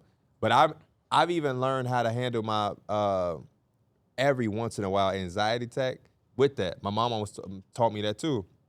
The very first anxiety attack I had, I thought I was having a heart attack. Mm-hmm. I was screaming. I was still living with my mom. I was screaming like, call the 911. I'm dying. I'm gonna die. Yeah. Like that's what I was saying. That's what it And my is, mom yeah. was like, hey, calm down. Breathe in, breathe out. You're having an anxiety Oh, she attack. didn't call? No, she didn't. Okay. And so now the next couple times I had them, I'll get up and it always helps. I think That being first so- anxiety attack fucked you It's up, bro. crazy. I literally thought I'm looking at my little sister. She was a lot younger, and it's like in a pandemic. Yep. Damn. And she's in bed, and I really in my mind I'm like I'm dying, and my little sister is not up. Like she's gonna wake up. Wake up and see me die, sis. No, but I'm thinking she's gonna wake up and she's gonna see that I'm dying. Gone, yeah. Or I'm dead. But I'm like, so after that happened, I'm like, that is some crazy shit, mind. the human Get your body is mind together, crazy, man. man. You got to be on my team 'Cause- because I ain't nowhere near dying. My first time, we did call the 911 because I thought I'm on the floor in our bathroom in a fucking fetal position, thinking I'm done. And by the time the ambulance got there, I was cool. Yes. Yes. I was Now, fine. the toughest thing when I have had anxiety attacks is going to bed. Because my adrenaline be up that kind of keep me up. But it's so funny, but you could have a 5-minute episode of thinking you dying, and then 7 minutes after that, you'd be like, who won the game? Yeah, really. Yeah, I almost had a edible-induced anxiety attack the other night. Oh, those are the worst. But For it real? wasn't even like. So the night before at Christmas Eve, we had ate a bunch of Puerto Rican food. I guess something fucked up my stomach, but it So didn't. is Angie Mexican or Puerto Rican? Both. Okay. So that night, I'm like, shit, I'm finna take an edible. I'm chilling. I'm finna just get high. So Yeah. I end up passing out.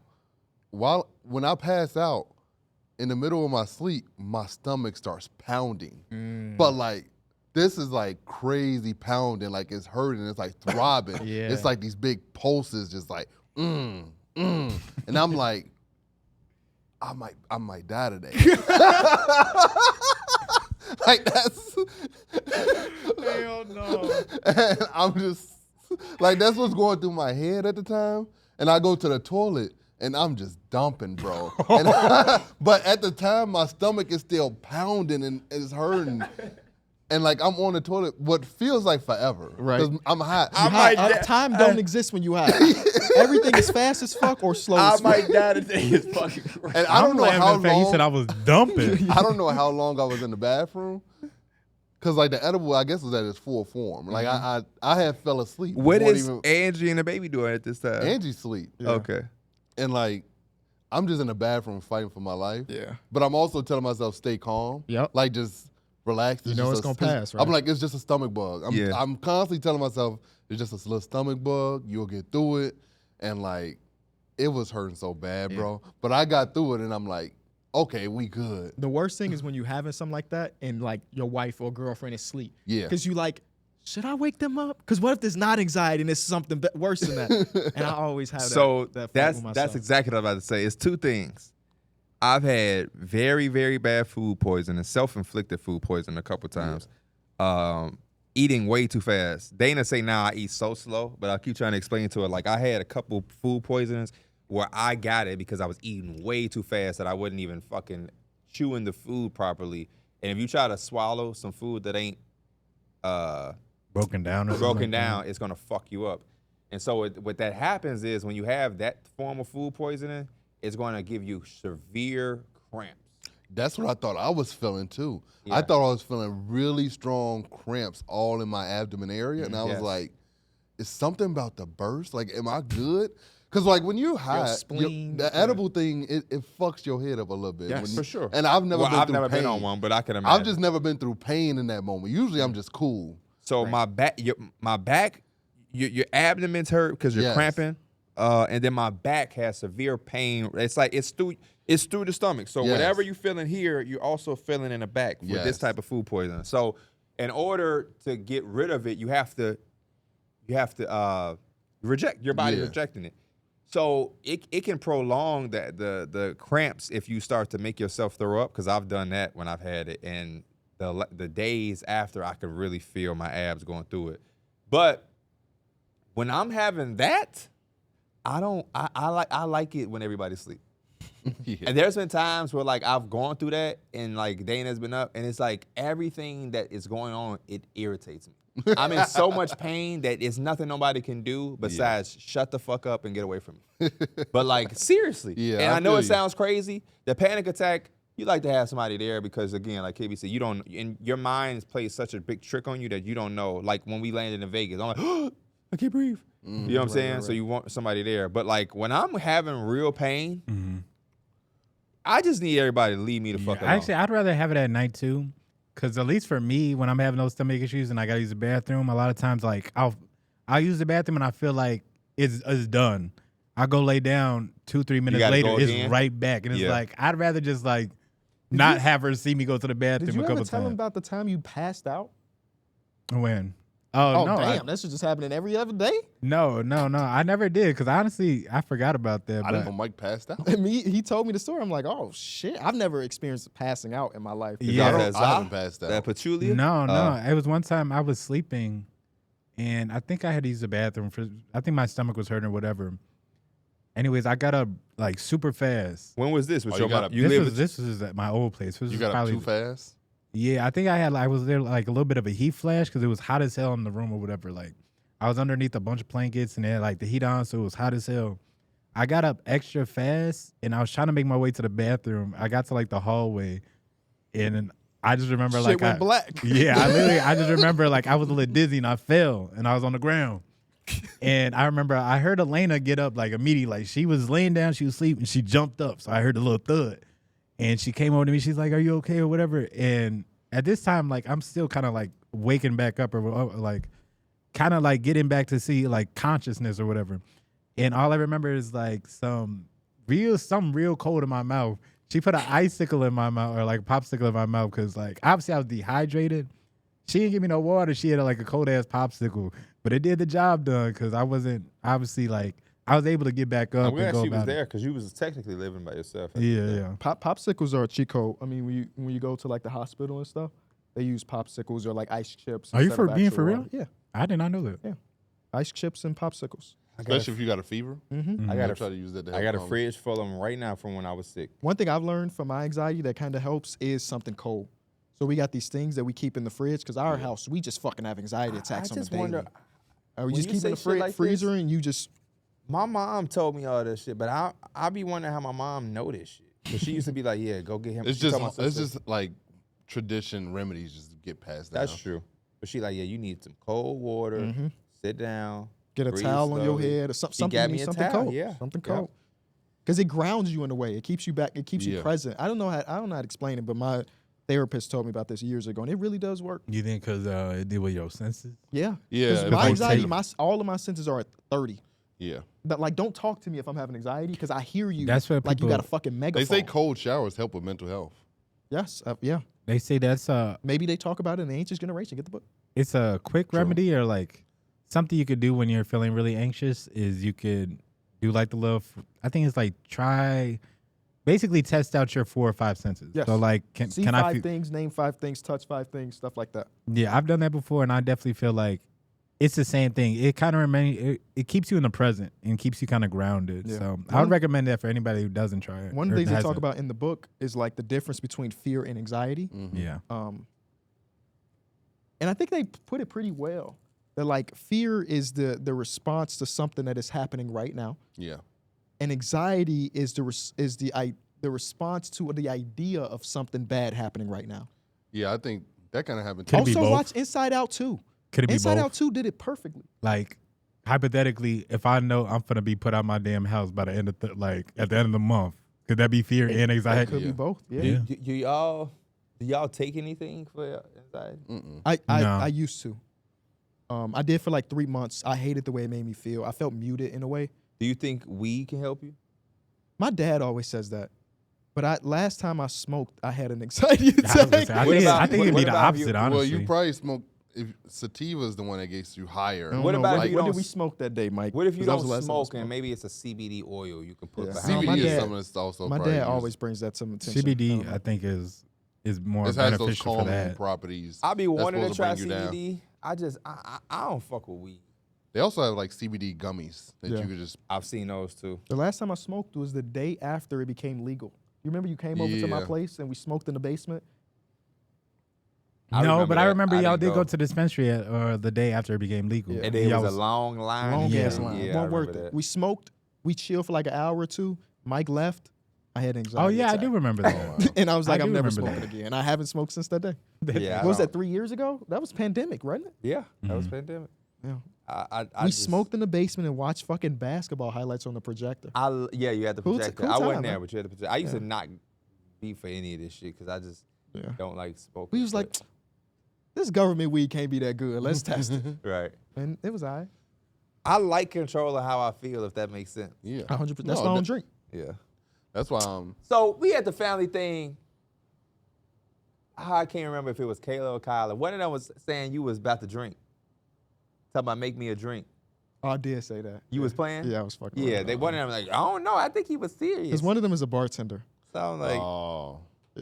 Yeah, we did family together, and I love Nana to death, man. Her house is too fucking small to have all of the events at her house. we in that. We in that bitch standing. packed like sardines. Sardines. We in that bitch You can packed barely take your coat off of them. for real, and He it's say like you keep that step- door open. It's they hot as say hell you, in you here. step through the front door, you end up in the backyard. Damn near. Yeah. Hey, real shit is like that. And if my house wasn't so far from everybody, I would host it every year just because there's space. I also love those moments because I love hearing family retail stories fucking wrong. Yeah, that happened a lot. He go Remember when y'all jumped me? No, we did not jump you. Talk to his My sister. sister. Swear we And jumped but her. when then she was his a kid. sister, no, your mom, talking about, remember when you broke Taisha's finger? I did not break her finger. Yeah, she talking about I pushed his sister and she broke her finger. What happened was when we were young, we were really, really young, Contrell had a rim on the back porch. And we had it was a very long porch where you can really get it. We used to really Run games like and shit, really yeah. play. Like my dad would be coaching and cursing. Motherfuckers say, man, you going up soft. Like we in a real fucking gym. And one time we shooting on it, his sister, who is older than all of us, tries to come and run and grab the ball out of my hand. I was younger, but still very strong. Stepped away from her. She fell, and the luck of the draw, her fucking finger fell in one of the gaps. Oh, And it shit. fucking dislocated. Yeah, like a broke. gap of a deck. Yeah. And it's just- Yeah, so it was a Ooh, deck. it That's just- what it was. And it broke her finger. His mom is in there telling me I pushed her. I would never in my life put my hands on any of my cousins, let alone my oldest cousin. I'm just around here just pushing my butt. Like out of all the fucking cousins, I'm just the one pushing people. Fuck out of here. I didn't push her. She tried to snatch the ball. She lost. And if we did that 1,000 times, her finger wouldn't have fell in there. That was just the fucking luck of the draw. My favorite thing that happened before you got there. Uh-huh. Papa had to go get the food. And he was like, What food? whatever. Oh, food. it's like pans. Okay. Whatever. He was like, KB, you want to go with me? I was like, no, I'm a chill here. You know, you got it. He's like, all right. He sat down, like with his coat on. 5 minutes later, he said, KB, you sure you don't want to go with me? It's right down the street. I'm like, no, Pops, they about to start opening the gifts. The kid, I want to see my daughter open up these gifts. He's like, okay. He left, started the car, came back, and was like, last call. I'm like, bro, Pops, go get the, I ain't say this, Right. but go get the food, Pops. And He wanted some company. he wanted some company. He wanted some I think he company. wanted me to drive. That's what really. And he probably needed, because the day after they got into an accident. But they all right. For real? Yeah. Oh, yeah. He needed as your hell. ass to drive. A single car accident. Oh, he needed your ass. They all good, though. That's good. But he at that age where, like, get that license. Yeah. Oh, hey, he needed your ass. A single car accident is fucking crazy. He needed your ass to drive, Not under the man. influence or nothing. Just a single car. Yeah, I love those. It don't happen often where we have like 2 to 3 a year where everybody in the same room. Once together. in that winter that I usually don't go to. Maybe it's like usually- Nana birthday or something. Yep. Always something. It's usually snowing. I'll be like, I ain't trying to drive through all the snow. But it was fun. We haven't had a big family gathering in a long time. It's usually just our immediate family. Yeah. That's how it is on my mom's side. That's why I'm like, you know what? Let me go over here. It ain't snowing. I ain't got nothing to do. I was able to take EJ to the water tower. His friend works at a store in the water tower. Real good shit they got too. I've never even Like a met, consignment store? Okay. I've I never got really some met the people some of that on my new Young dad's Thug side. shit. That spider shit. I'm like, I'm just like a YN. Keep me hip, man. Keep me hip. I'm in this bitch. Ooh, they got one at the hip too. I'm gonna go Sunday. But yeah, I told them like I'm gonna try to have a gas. I ain't been to pull the up. hip in like 10, For 15 real. years. I'm trying to go. He said, you know what the hip mall is? I'm like, Last No. time he I was was like, what over the there, heck I think wrong? we was hooping. Yes, at that Y. We went over there. I mean, at the Who's export. we? No, me, not you. Oh, me, Derrick. me, P, oh, it was Bub, over there? And Derrick. You came. Derrick came. I did come there. Yeah. Yeah, I Derrick was might there. have been there. Kyron was there, Kyron too. was up there too. Kyron was there? Yeah, Kyron Kyron was was there up because there me for and one of Kyron went them. to because me and Kyron went to Wednesday. Yeah, Oh, Kyron had that yes, little, that little, Because I remember y'all went afterwards and went to Yeah. that Wendy's and got those strawberry lemonades. Yes. Yeah, I remember Yeah, that. Kyron was there. He let that little white dude box him out. Oh, yeah. Yeah, I got the picture, dude. I got the picture of dude. He not It's even crazy. white. He like a. He was like a 50-year-old Italian dude. Box Who's like his ass out. 5'3" on a Kyron good talking day. about, I can't get the rebound. Yeah, Kyron was there. That was so. Yeah, Me and Bub used to drive all the way from Country Club Hills to that fucking export That's fun. every day. Yeah, that shit sound. I don't even. I remember very vividly. Is that when? That's where EJ School is. He's by there. Oh, it's over there. That's Yeah. where when D Mills came, and so you know how export they be kind of strict with their membership. Something about like, man, you gotta. Usually they actually just kind of let you walk in, depending on how busy it is on the court. But we drove all the I way know out what you're there, talking about. and D Mills don't got no membership. It's just me, so he's trying to get in there as a guest, which is fine. But pay a dub. I think I tried to finesse it. yeah, because for guests, or whatever, you're not supposed to be a guest going into the court because it's only Got one to work court. out. So I he's bought like, the man, I'm a workout finesse. pass. Like, we was like, he just finna work out. Like, you ain't got a trip. He following us and sees us go to the court. He pulls the emails out. He said, you know what? We ain't gonna do this. You either gonna pay this money or you gonna get out the gym. And he brought his ass out there.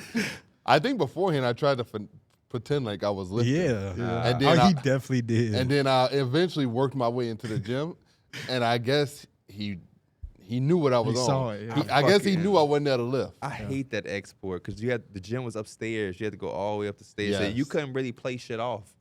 They was gonna know. They used to hawk that shit down. But yeah, man. Y'all got to come to the St. Pat's game before his career over. I kind of want to.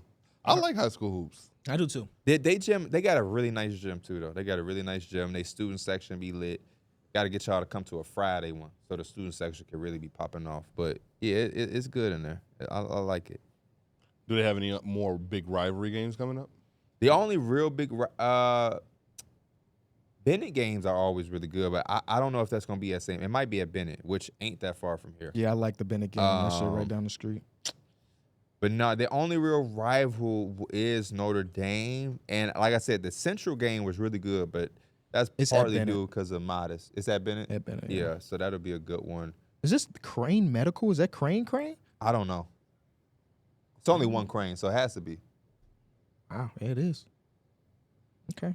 Incredible episode. My We old girlfriend appreciate went to y'all. Crane. You funny. You funny. We'll see y'all on what, Tuesday? Tuesday is the 100th episode of Numbers on the Board, and we gonna give. Is that the last one of the year?